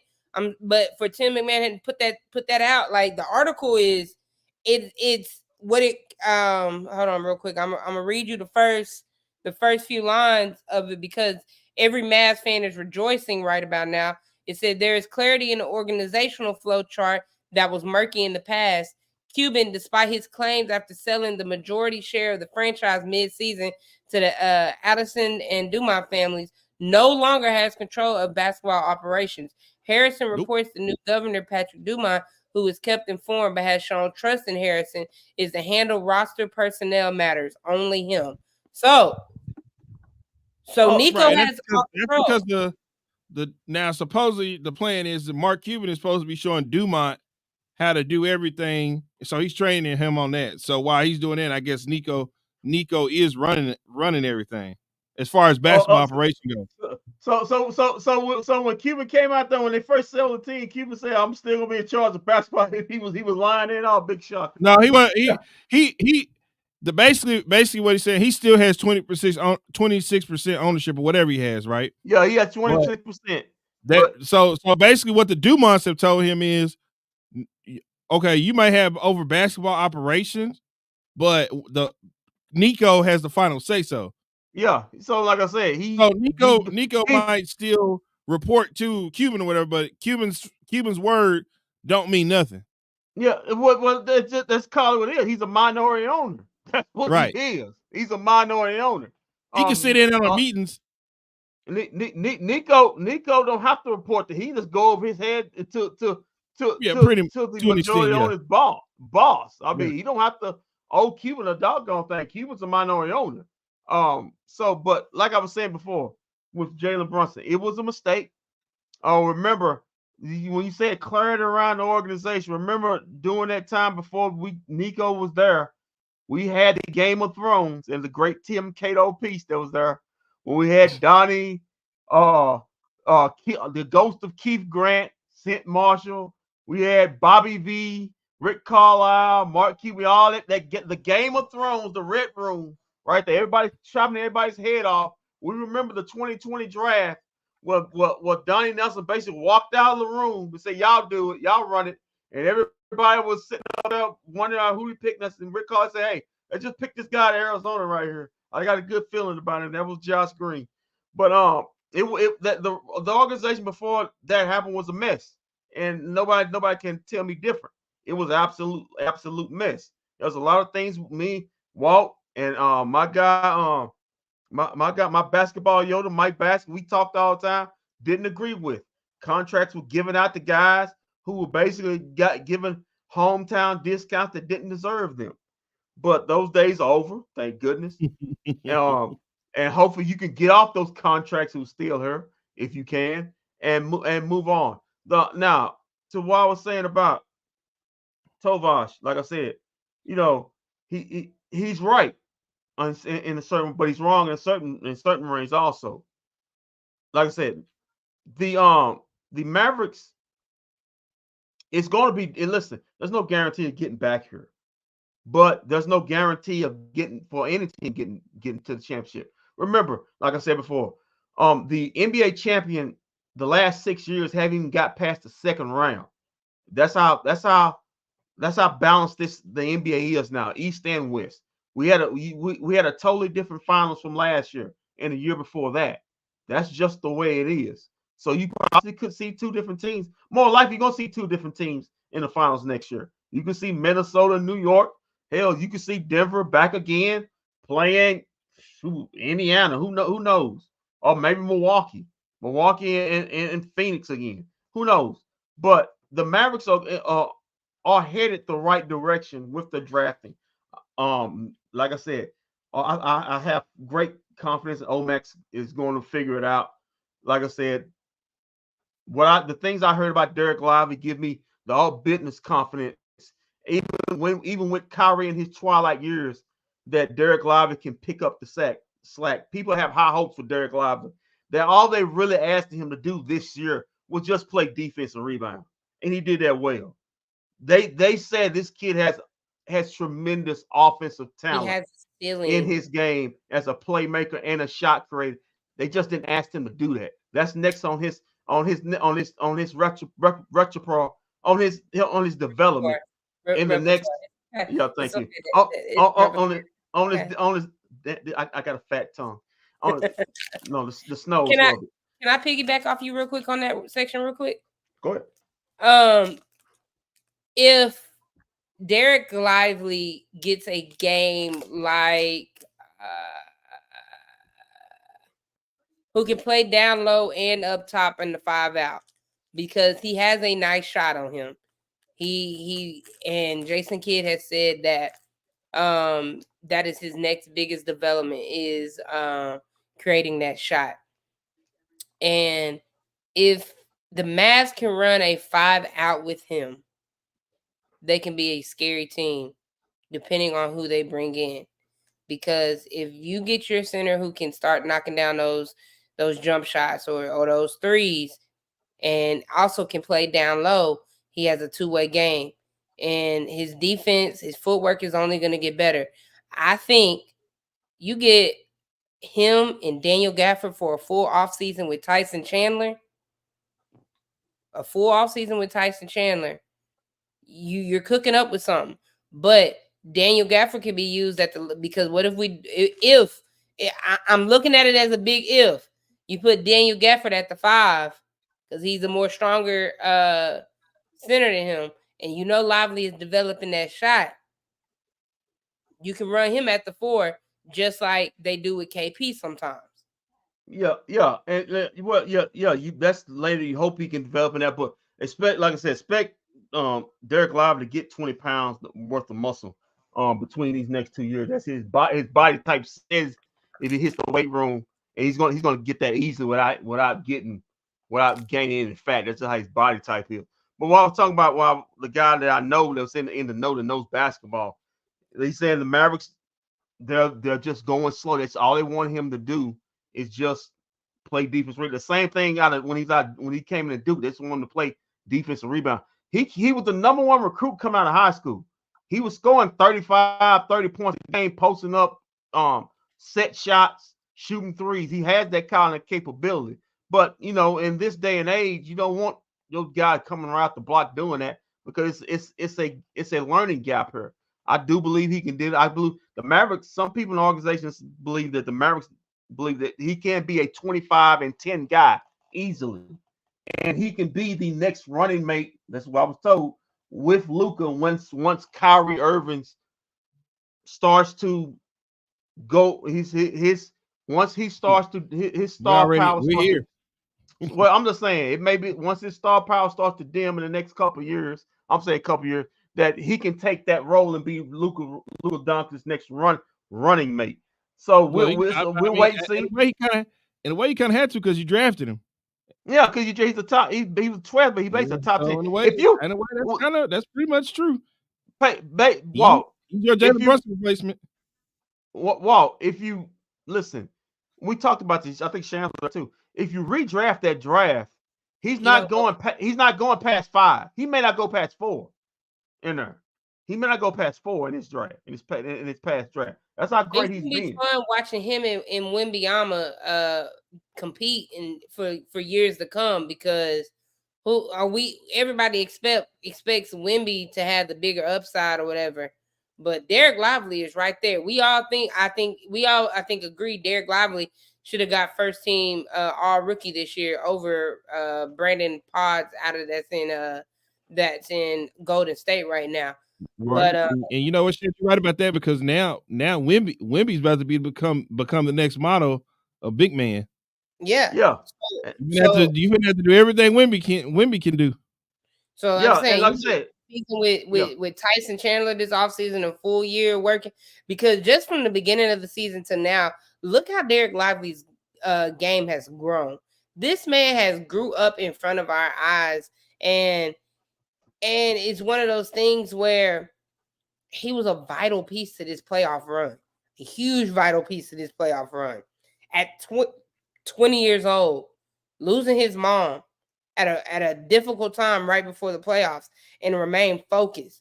Now, and his team rallied behind him. The Coach Kidd rallies behind him. Tyson, if you ever see Tyson Chandler talk about Derek Lively, his face lights up. He's one of the next upcoming stars of this league because barring any injury, Derek Lively, it's gonna get scary for him. It's gonna get real scary for Derek Lively in this upcoming few years. Because mind you, this dude is only a rookie. Yeah. Only a rookie. And I'm just gonna piggyback. I'm gonna leave it at this. You great. Like I said, what I was told, high upside. They believe the future is bright for this kid. They believe it. Like I said, they know that Wemby is the star of the draft, but guys who are in the know that he can easily be the second best player in this draft when we project 5-10 years down the line when this thing's always said and done. Not saying he could be the best, or who you never know, but they just saying Wemby's thing. But they're saying Derek Lively with his talents, he could be the second best player in this draft. It could be all-star games for this kid also. But like I said, I'm gonna do one more thing. We talk about Derek Lively. I'm kind of I'm so happy about the future of this team. Then you also you got to have a big jump from Omax. He's got to be in the rotation next season. He's got to be that guy that picks up those Maxi Cleveland minutes because that's basically what he was drafted here to be that big wing forward who can play small ball 5, small 4, play big wings and play down the block. You need to see a growth spurt from him. Hopefully he can get in the rotation. You got to get something. The lights got to come on for Jaden Hardy. And I'm not talking about he's got all the talent in the world, but it's the reason why he was third in his draft class, but he was drafted in the second round. Basketball IQ. The lights got to come on because the lights comes on for him. That's your sixth man. That's your scoring off the bench. But the lights got to come on. You hope if Josh Green's going to be here, you hope he can be consistent with his shot. You just hope he can. If he's going to be consistent with his shot, become a better defender. Sometimes he got lost in pick and rolls and got out muscled. He is a short combo guard. Then you talk about with like I said, we already talked about Luka. You also include I think that's all. I think that's all the main guys we cover. Oh, PJ and him and Darius Gafford Gafford. paid up already, so they're gonna be here. Yeah, but then that's the beauty of it. They're 25 years old and they're locked up. They're locked in. You don't have to sit up there and worry about, boy, their contract's gonna be up, and now you gotta see, well, how are we gonna pay them? These guys are in the program and they're young. They're not old guys. They're 25, both of them 25. So they're on that Luka timeline. So you have enough things. Unfortunately, like I said, well, you got the Kyrie thing. He looked old in these finals. He looked like an older basketball player that Yeah. couldn't get around guys like he could back in 2016. So you have that, but you hope these younger guys can grow with Luka and get better, because that's what you're gonna rely on. Because like we said, Shams, there's a such thing as a second apron. These new rules as far as this money is making teams have to use their draft now. You just can't go out and just go spin a team on phrase, because they will make you pay for it. Now you got to draft. You got to draft the right way and great and build your team through the draft. And I think the Mavs are built for that with Nico Harrison. I ain't believe that in the last regime. They didn't have no clue how to do a draft, nor did they care about a draft, except for with a certain player. If Donnie knew what the European player was, like a Luka or Dirk or something like that. Well, Kendrick. Did we ever get Kyrie's post game? Yeah, it's right here. Oh, we're gonna do. I got it up on the screen. Yeah, I got it right here on the screen. Sure, let's go to it. Hiller. Sound like you're very interested in this one. Yeah, I just want to see what he said because he got some tweets off. Oh, okay. Here he is.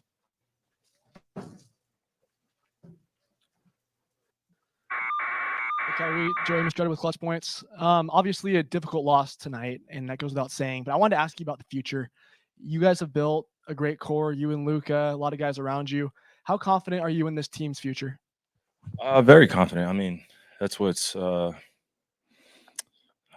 positive note that we can take from this series. Just how far we made it, and how proud of it I am of the guys. And we answered a lot of questions this year on what we were capable of doing, and now it's just about being consistent. I think probably in the last week I said that I wanted to be remembered as one of the best teams of this era. The last few champions have been a new one each and every year. So I see an opportunity for us to really build our future in a positive manner where, this is almost like a regular thing for us, and we're competing for championships. And, I think from a spiritual standpoint, I think I enjoyed this journey more than any other season. Just because of the redemption arc and being able to learn as much as I did about myself and my teammates and the organization and the people that I'm around. It's a lot of good people here. So it makes coming to work a lot of fun. And when you have that type of environment, I think, it's easy to achieve goals that are bigger than yourself because everyone's really dialed in and having a good sense of joy about them. Second row to the left, Tim. Tim Cato, The Athletic. Kyrie, over the past week, Luka has talked about failure being something to learn from, to grow from. As a 12-year veteran or a 32-year-old veteran, how do you actually take failure and take those lessons and grow from them and not just let it become a cliche that's kind of said in these situations? I mean, it starts in the summertime. It starts, early in preseason when you're developing your habits. And I think we went 0-4 in preseason to start, which wasn't the best start. But we got off to a pretty decent start to the season. And there were some injuries and some uncontrollable things that happened. But I think if you look at the overall big picture, Luke was right. And I've been saying it too, just failure, it can inspire you beyond measure. And we started off as a 5th seed in this, started on the road in every series, and we were able to accomplish this. And we were able to grow as teammates and as a brotherhood here, a sisterhood here. Where we can really take that as a positive note into the summer. So yeah, failing at this stage definitely sucks. It's a bitter feeling because you want to keep playing and you feel like your best game is coming up next and the shots that you shoot next game are coming up, and now we got to wait, I think, 2.5 months, 3.5 months to the new champion gets a chance. Yeah. So I'm grateful for the opportunity to be able to grow with these guys in this locker room, everybody across our organization. We've been able to celebrate our wins, but also learn how to celebrate our losses too and how to grow from that. So that's the difficult part of being human. When you really love something, you really want to win, and it doesn't happen, how do you respond from that? So I think that's where we are now. But I think I could tell you pretty confident that we'll be back in the gym pretty soon and getting ready for next year. On the right, Tim. Tim McMahon, ESPN. Before you checked out for the last time, you hug a lot of the your old teammates, the other guys on the Celtics. As you're walking back to the bench there, what's going through your mind? And obviously at the end of what was a pretty emotional series for you. Yeah, it was emotional anyway. I mean, every series was emotional, just because I was just uncertain on how it was going to go and how we were going to respond to a little bit of adversity. We finally ran into a team where they beat us fair and square, and we weren't able to respond to a lot of their runs, and we weren't able to execute at a high level. So when I was shaking everybody's hands, that was more of a sign of respect for their journey. They've been through an incredible 5-year span of going to game sevens or losing in the finals. So they know what this bitter feeling feels like, being up here and answering questions about what this next year hold. And I think they used everything as motivation. They were healthy, and they really kept their head down and weren't paying attention to any of the personal accolades or individual accolades. I think they just came together as a team and were okay with each person being great in their role and selflessly putting their best foot forward. So I think we learned more than anything from this series on what it takes to not only get back to this level, but win at this level. And, the Celtics are the perfect example for us this season because of how much they've had to deal with in the past few years. So it's admirable, and to see, did JB win finals MVP? Yeah, that was big time to see that trophy in his hands. I think him and JT should have split it, but those two guys in particular have, almost been like students and as well now becoming teachers in their own right. So to see them accomplish that, I'm really proud. And also extremely motivated to get back to this position in the next few years with my guys and be able to win this thing. Mike Curtis. Mike Curtis, Dallas Morning News. Kyrie, you talked about wanting to play well against the Celtics team. You're motivated, obviously, but when it comes to how you perform, was it more of them defensively, they were pressuring a lot, or was it you had a lot of shots that went in, came out, those uncharacteristic just shots? What do you attribute it to most? I mean, basketball is a game of centimeters, man. Sometimes inches. So when a ball is flying off your hand, sometimes it's gonna feel good, sometimes it isn't. And that's the maturity aspect. You got to be able to move on to the next thing. And I've been talking about that. And whether I'm playing well specifically, scoring wise, or I'm not, there's a team aspect here that we're becoming more gelled into or dialed into. I can score 25 points, but if I don't, then we got to be able to pick each other up. And I think that's what we're learning about each other now, where there are going to be games where the shooting is not going to go well, particularly for me or someone else on the team. And that's where we have to galvanize as a group and other players make plays and opportunities created for one another. I've been at the point of attack through most of my drives going against the Celtics one-on-one or, coming off screen. So that's what the summer is for, is just continuing to work on those things that I saw this year, the physicality, being able to adjust to it, and, by next year, be in a better position. Howard in the back. Howard back from the Ringer. Kyrie, two quick thoughts. One is just this is a team that's still pretty new to each other, pieces that just came in February, a lot of youth as well. Is the next step of evolution just simply guys being together longer, gaining that experience? And then second kind of separate thought, but you've been through this before, both the loss and the win at this level. Luka has not. He seemed pretty down when he was in here. Do you have a sense of what he's going through right now? Yeah, what was your first question? Just about the time together, youth and a lot of new guys. I would agree with that. Yeah, just time together means a lot, and failing together is not the ideal situation. But from a leadership standpoint, going through situations like that, sometimes it'll motivate you beyond things that you could imagine. And when I was a little bit younger and I was injured in 2015 and we lost, it was a team loss. It wasn't just I was injured and we could have done this or that. So that went on my finals record. I was on 1. And then the next year we came back and won in a 3-1 comeback. And then the following year we lost against the Warriors, and I haven't been back since. So, I look at it as, opportunity for us to observe what we did well this year as a group and how me and Luka could be better as the leaders of the team, one of a few of the leaders on the team, and really just enjoy the ups and downs of what's coming, because now we know what to expect. So this past year was a lot of newness. It was a lot of people being in new positions in terms of just the success. Success could be new for a lot of people too, but when you fail at the finals, it's not something that you want to carry the disappointment forever or on to next season. We worked extremely hard to be one of the final 2 teams We didn't achieve our goal, but we achieved most of our goals. So this is just the last step that we have to get back to, and we know it's not going to be easy. We're going to go against a lot of young teams that are emerging, but we're going to get better as well. And I think this experience will carry us forth in the following series that we play next year. God willing, we make it back to the playoffs and get the chance to play our best basketball. Last question, fourth row on the right. Kyrie Tomer with Clutch Points. You were here when Jalen started his career here with Tatum as well. When they're going through, what they're going through, playoff failures and all that, everyone's saying break them up. Can they do it? Just how have you seen them grow from day one when you were here all the way to who they are now? Well, they don't really care if one's better than the other, considered, and they just want to win. Yeah, I mean, it's easy to get to that point when you have no other choice but to look at your partner or your teammates and say that we're going to do this and we're going to accomplish it no matter what anyone says. The hardest thing, I would say one of the most difficult things, not the hardest thing, but one of the most difficult things in this industry is, as I've been in for 12 years, is dealing with a lot of the relationship with, sort of say social media or fans and media, and then us as players and wanting to achieve a golden legacy, sort of say. Everybody looks at MJ as the prototypical guy. He was 6-0.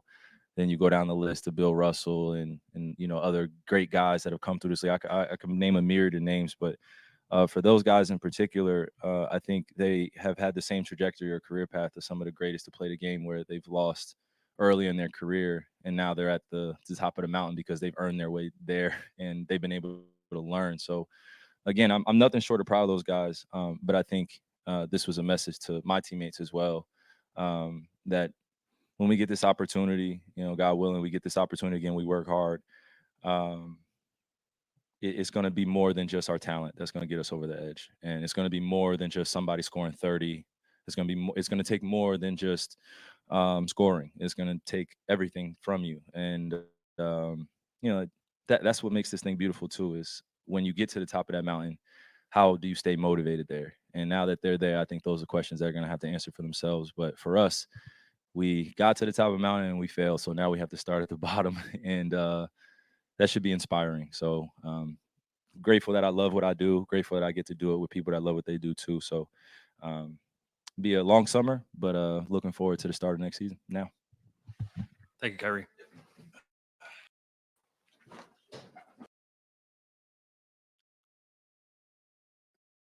Well, definitely great time for LeBron to just slide right in there now after that. All right. He's not leaving LA. Stop it. He's not not leaving LA. leaving, but He's not leaving LA. Go ahead, Shams.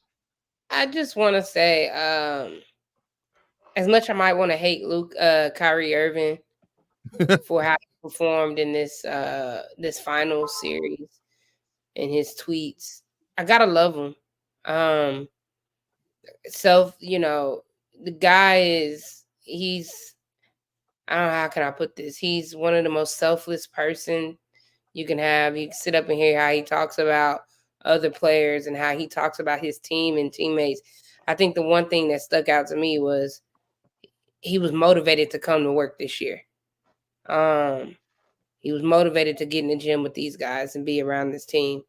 I don't think you've ever heard Kyrie say that about another team he's been on. So it's one of those things. There's something going on in that locker room and that front office that makes it feel like home. And it's one of those things he didn't leave any doubt that, I'm not going to be back next season. It's one of those, he said he's ready to go back to war with these guys, like this team. And the high praises he gives Luka and the others on the team is something that I look forward to seeing develop in more. This is his first full season with the Mavs. He had one full off season.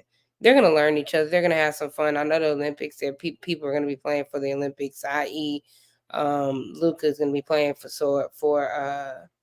his. Hey, not Kyrie. Yeah. No, don't rule that out, because I mean they already said they got it. I think I was Derek White supposed to be the replacement. Derek White's going to replace Kawhi. Okay. But have to get that tooth fixed. Yeah, but they say he looked like a possum. But yeah, that's not how you. It's funny. It's funny because that's actually it looks kind of like him in that picture. It does. It does. But it's one of those things they say, if you love what you're doing, it doesn't feel like work. And that's what Kyrie alluded at in his press conference. Him waking up every morning didn't feel like it was work. He had fun. He found a sense of normalcy with this team. So I enjoyed that press. Well, Kyrie, he's got a great he's got a great foundation here. I mean, he's got his childhood idols that's coaching him, and he's got a guy he's known since he was in high school, Nico Harrison. That's the general manager, so he's got a great foundation here. Also, I think I've sent this to the group chat. His dad and Luca's dad had a great moment after Game 4. That was embraced. So that was a pretty cool moment.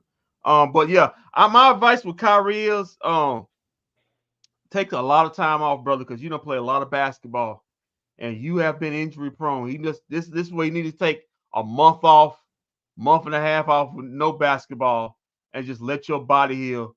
Because like I said, he's a 32 going on 33-year-old man that if he wants to get to this stage again, he's going to have to play a lot of more basketball games. And before this second half of the season, he had this longest stretch. He hasn't played no more than maybe about 50 games a year, and I think he exceeded that because he had this big long stretch in the second half of the season. So shout out to him. I want to repeat again to Mavs fans. Like I said, enjoy this season. One heck of a ride. Nobody saw this season coming. Can't nobody sit up there and say, "Oh yeah, when we had Grant Williams on the team and we was getting blown out." Didn't nobody see finals appearances. This team made a trade, getting Daniel Gafford and PJ Brown, and immediately took off like that. I mean, it went through a little spell, but they got right back on track and rode that straight to the finals. Like Kyrie said, road dogs in every sense of the way from the start of the first round to the finals. Where it started with the Clippers, 50-win team. Started then with OKC, number 1 seed. Then again with Minnesota, the team that put out the defending champions, got through them. You just ran into the best team in basketball, and there's no shame in that. Boston been building this for the last 5 years. They've been building this team for the last 5 years. People don't really understand that. But like I said, I was looking at I was going back and looking at FanDuel, and I was looking at the Western Conference. They had the odds, just specific just on the Western Conference. They had Denver plus 380. Then they had Minnesota plus 450. Then they had OKC and Dallas tied for third at plus 480. Then it drops to Phoenix, big drop, plus 1200. Tied with the Clippers for fifth. Then you got Golden State plus 1700, Lakers plus 2000.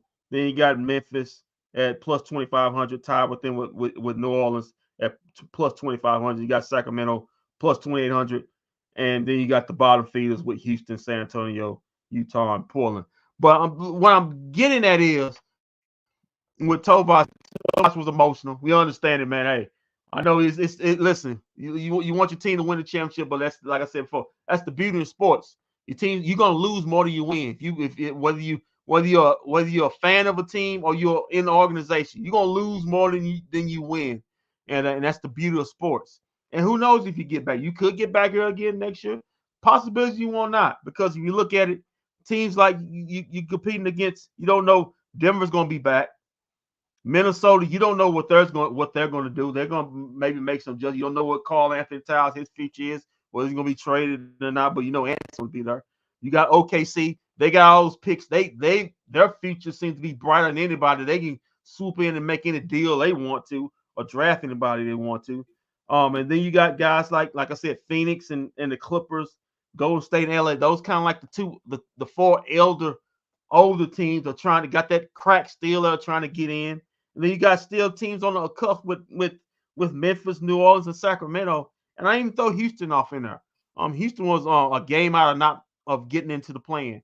So like year after year, chance we talk about the West is going to be a beast. It's going to be a beast. I would suggest this. I would love to see the Mavericks get a top 3 seed. If you have a top 5 player, which I believe Luka is, you should have some multiple points in your career, at least 1 point in your career. Have a top seed where you can have home court. I think one thing that happened to the Mavericks, they just got wore down, man. The they went through was tough. You think that? I mean, that was rough, man. They got through it, but it was rough. Okay, yeah. That's not happening. That route's done. Don't worry about that. We're building. We're an upcoming organization. Yeah. We got the youngest team in the WNBA. Yeah. Tank for Page. Tank for Beckers. Just tank for Beckers. But I like to see the Mavs get. Kristaps got to have surgery now. Sorry, he got a championship. Give it to him. Yes, give it to him. Didn't see that coming. But you like to see them get a top 3 seed next season, hopefully. But you have to but a lot of things got to go your way. You got to get health. You got to get off to a great start. And like I said, the West is going to be tough. You could have 3 different teams vying for the top seed, different from last season, like you did this season. So it's gonna be a bitch. But listen, me, Walt, Shams, Tobias, we all gonna be here for. It's been a great season, wonderful season. I could get hit by a bus tomorrow, Kendrick. Don't do that. Wow, way to get dark, man. Anyway, it's been a great season. Sham, that's just Walt. I mean, my God. Hey! You're not done yet, pal. You're not done yet. You already know. For one last time, you got to crank it up. What? Stats and the facts. Hey man, we ain't gotta do that, man. Yes, we the last one of the season. Listen, the fans love it. The fans love it. They love Kendrick when he does stats. I wish we could go back through. I wish we could go back through and play all the memorable moments from this season. Get some sound bites from our shows from this season. All the arguments me and Bosh had. When me and Kendrick went back and forth. And I won them arguments. What you talking went back? They all on YouTube. They all on YouTube. They all on YouTube. What you You finna sit through 82 games and find some sound bites? You don't have to. All you gotta do is just share all the shows. You don't need to share. When she talk about me and her, I won all those arguments. I won all those debates. Oh, okay. So we good with that. Anyway, let's get to the stats and facts. For the last time, make sure you put on there for the last time. And look in Sham's face for the last time. No more. This season is on the line. No more, Shams. Don't worry, because in about 7 weeks we're gonna be done with the start with Cowboy season. Good luck with that. Week 1, the Cowboy season on the line. Yeah. Hey, listen. We only have to work one. We only have to work one night a week with the Cowboys. Preseason season's on the line. Well, unless they play on a Thursday and then turn around and have to play like the following Sunday. Technically, but technically it's once a week. All right, let's get to these stats and facts for the last time of the 2023-2024 season. It was one hell of a season. Mavericks, for the last game of the season, shot 45%. Actually, shot better than the Celtics, who shot 43%. Still didn't help. They took a hot L, and one of the greatest hot L's in the history of Mavericks basketball. Meanwhile, on the three-point range, the Mavericks were 11 out of 37 for 30% from the three-point range. Remember, we talked about it. The Mavericks won that one game and shot over 40%. Didn't do it tonight, so they took a hot L. Meanwhile, the Celtics wasn't that better, but they hit timely threes. 13 out of 39 for 33%. AC Green somewhere saying I turned down all those women. They turned down all that sex just for these Mavs to lose. Stayed a virgin all them years.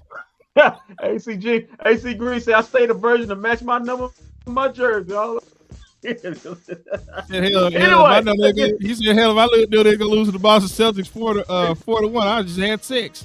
AC Green said I ain't have sex in my jersey number 45.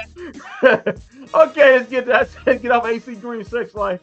Let's get to these free throws. The Boston Celtics was 17 out of 20 from the free throw line for 85%. Meanwhile, the Mavericks didn't give us that much, but they missed a whole lot more when they got there. 7 out of 13 for 54%. That's something they could prove on all season. It's free throws, buddy. Rebounds, Mavericks got smoked in that, 51 to 35. Also got smoked in the offensive boards category. Shams, 15 to 7. Assists, also got dominated walk, 25 to 18. Steals, edge Celtics, 9 to 4. Blocks, also the Mavs won this one 4 to 2. But turnovers, the Mavs were bad at this one. One thing they won. Yeah, the Mavericks committed 13 turnovers. To the Celtics 9. The Mavericks gave up 17 points off their 13 turnovers. Meanwhile, the Celtics only gave up 6 points off their 9 turnovers. Fast break points, advantage Celtics, shocker there. 16 to 9. Points in the paint were dead even at 42 apiece. Let's get to the individual box scores for the last time. And hopefully I'll be reading some of these players' names on the Mavericks stat line for the last time. PJ Washington, 34 minutes. Wait, you want PJ gone? Nah, I'm just some of these Okay. players. I ain't saying that, but I trust me. I'll let you know the ones I'm gonna read up. PJ Okay. Washington, 34 minutes. He only had 4 points in this. Well, damn, I do more of his ass gone. 4 points. He was a minus 26. He had 4 turnovers. Also had 2 blocks, 3 assists, and 6 rebounds. He was 2 of 7 from the field, 0 of 5 from 3-point line. Derrick Jones Jr. Want to get that bag, but think again, buddy, the way you played in these finals. 22 minutes, he was 4-8 from the field, 1 of 4 from 3, 1 of 2 from the free throw line. He had 10 points. Yeah, that's in the first half. He didn't score in the second. Was a -8. He also had 1 block. Daniel Gafford, 6 points in the game. He was a -7. Had 3 rebounds in the game. He was 3 of 5 from the field in 11 minutes of play. Damn, he didn't get no run. Kyrie Irving, 41 minutes of play. He was god awful. Only 15 points. He was a -11. Had a turnover. Did have 9 assists. 1 steal. He also had 3 rebounds. He was 5 of 16 from the field. 3 of 9 from 3. Did hit both his free throws. Luka Doncic, 12 of 25 from the field, 2 of 9 from 3. Good Lord. Also, he was 2 of 5 from the free throw line. He had 12 rebounds in the game, only had 5 assists. He had 3 steals, but boy, my goodness. He had 7 turnovers. Again, bad, high turnover series for Luka. -19, but did have 28 points. Here comes one of the guys that, boy, I can do without him next season. Maxi Kleberg, 13 minutes. Come on, man. He hurt his shoulder for the team. Yeah, some people may say he hurt his shoulder for the last 5 He hurt years. his shoulder for the team. Come on, man. Some people may say he hurt his shoulder 5 years ago. He still ain't healed. He only had 2 points. Was a -12. 1 assist, 3 rebounds. 1 of 3 from the field. 0 of 2 from 3. Had one shot where he just completely turned down a layup. JJ Redick called him out on that one. Speaking of another guy that can go, Tim Hardaway Jr. And his punk ass daddy. 9 minutes of nothing. He didn't score a point again. He didn't score a point again. So anybody talking about, boy, them 15 points he hit up in a meaningless blowout victory, boy, it's gonna carry him. Think again. Actually, he was a +1. How the hell that happened? +1 don't mean a damn thing, dude. He had no points, no assists, no rebounds, no steals, no blocks. He only took 1 shot and missed that. So long, Tim Hardaway. Never knew you and wish I never knew you. Good Lord. Derek Lively, future bright for this kid, but he struggled tonight. Only had 2 points. He was a -6. He had 5 personal fouls in this game. Also had a block. Did have a turnover. Had 4 rebounds in this game. 1 of 2 from the field in 24 minutes. Josh Green had a pretty good game. 22 minutes, 5 of 8 from the field, and also 4 of 6 from 3 walk. Finished up with 2 rebounds. Had 14 points, but he was a -8. Dante Exum only played 9 minutes in this game. Was 1 of 1 from the field, 1 of 2 from the free throw line. Finished up with 4 points. He was a -6. And as we get to Jaden Hardy, 3 minutes, garbage time. He had 3 points. AJ Lawson also had 3 minutes of garbage time, nothing. Dwight Powell, 3 minutes of garbage time. That's his whole freaking career. Also, we had Omax Prosperous. Looking forward to that. Him see what he does in the upcoming season. He had 3 minutes of garbage time. He did have a rebound. Let's get to the newly crowned champs. Jason Tatum, 45 minutes, 11 to 24. He had 31 points plus 18, 11 assists, 8 rebounds, 2 steals, and they still didn't give his punk ass no Finals MVP. Just not going your way, Tatum. Even when you win, you lose. Al Horford, old man, done good. 38 years old, finally a championship. 32 minutes, only had 9 points. He was a plus 20. He had 9 rebounds, 2 assists, and 2 steals. This could be his last go around. Drew Holiday, 2-time champ now. 43 minutes. He had 15 points. Well, I think he could have won the MVP. I actually do too. He was a plus 21. Also had 11 rebounds, 4 assists. Also had a block in this game. Derek Wright, 38 minutes. He had 14 points, was a plus 1, 2 steals, 1 assist, 8 rebounds, 2 of 2 from the free throw line, 4 of 8 from 3, also 4 of 10 from the field, and also expensive Dr. Dennis bill that come tomorrow with his missing tooth he had. Also Jaylen Brown, the Finals MVP, 21 points and it was a plus 20, 6 assists, 2 steals, 8 rebounds, 7 of 23 from the field, 2 of 9 from 3, 5 of 6 from the free throw line. And also we got Halston, 8 points in this game in 17 minutes. Also we had Kristaps Porzingis. Damn, they only played really 2 guys.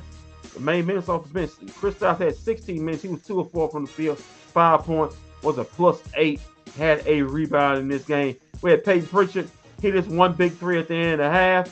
Also, we had some dude's name I'm not going to try to pronounce. He played some minutes. Cornet played 2 minutes. Brissett played 2 minutes.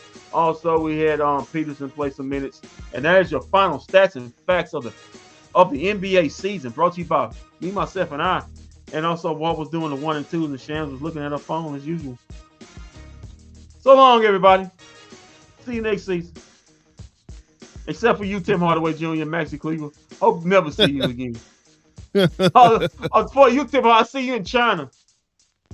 Be your next state of work, China. Well, that was it for the season, guys. That's pretty much a wrap on 2023-2024. Yep. We'll be back for the NBA draft. What is that, next Thursday? Next Wednesday? Next Wednesday. Yeah. Why they're doing 2 rounds? Why they're doing 2 rounds? I don't know. It'll be a crazy draft because there's a bunch of nobodies in this draft. Literally nobodies. But one more point before you go out there. Listen, the Mavs, like we talked about, they ain't gonna be on balance that much this upcoming season. They're gonna be on the main because they're not with balance anymore. I think we're going to Amazon. Well, Amazon, but still, they gonna be on these. They gonna be on national. The finals team, they gonna be on national. Probably starting the start of the season. Don't be surprised if they're back in Boston, helping Boston raise the banner or somewhere on opening night. Most definitely, they'll be on Christmas Day again. So get ready for that. I'm also on MLK. So season's bright. We're gonna have the bright lights on the Dallas Mavericks next season, but that's next season. Right now, it's time to get a rest. Yeah. We do want to thank everybody that tuned in, all the new followers that we got from this Mavs season. Of course, we want to thank everybody that joined us this season. Everybody who helped out and contributed, everything. We want to show everybody love, but yeah, thank you. Thank you. Yeah, thank you.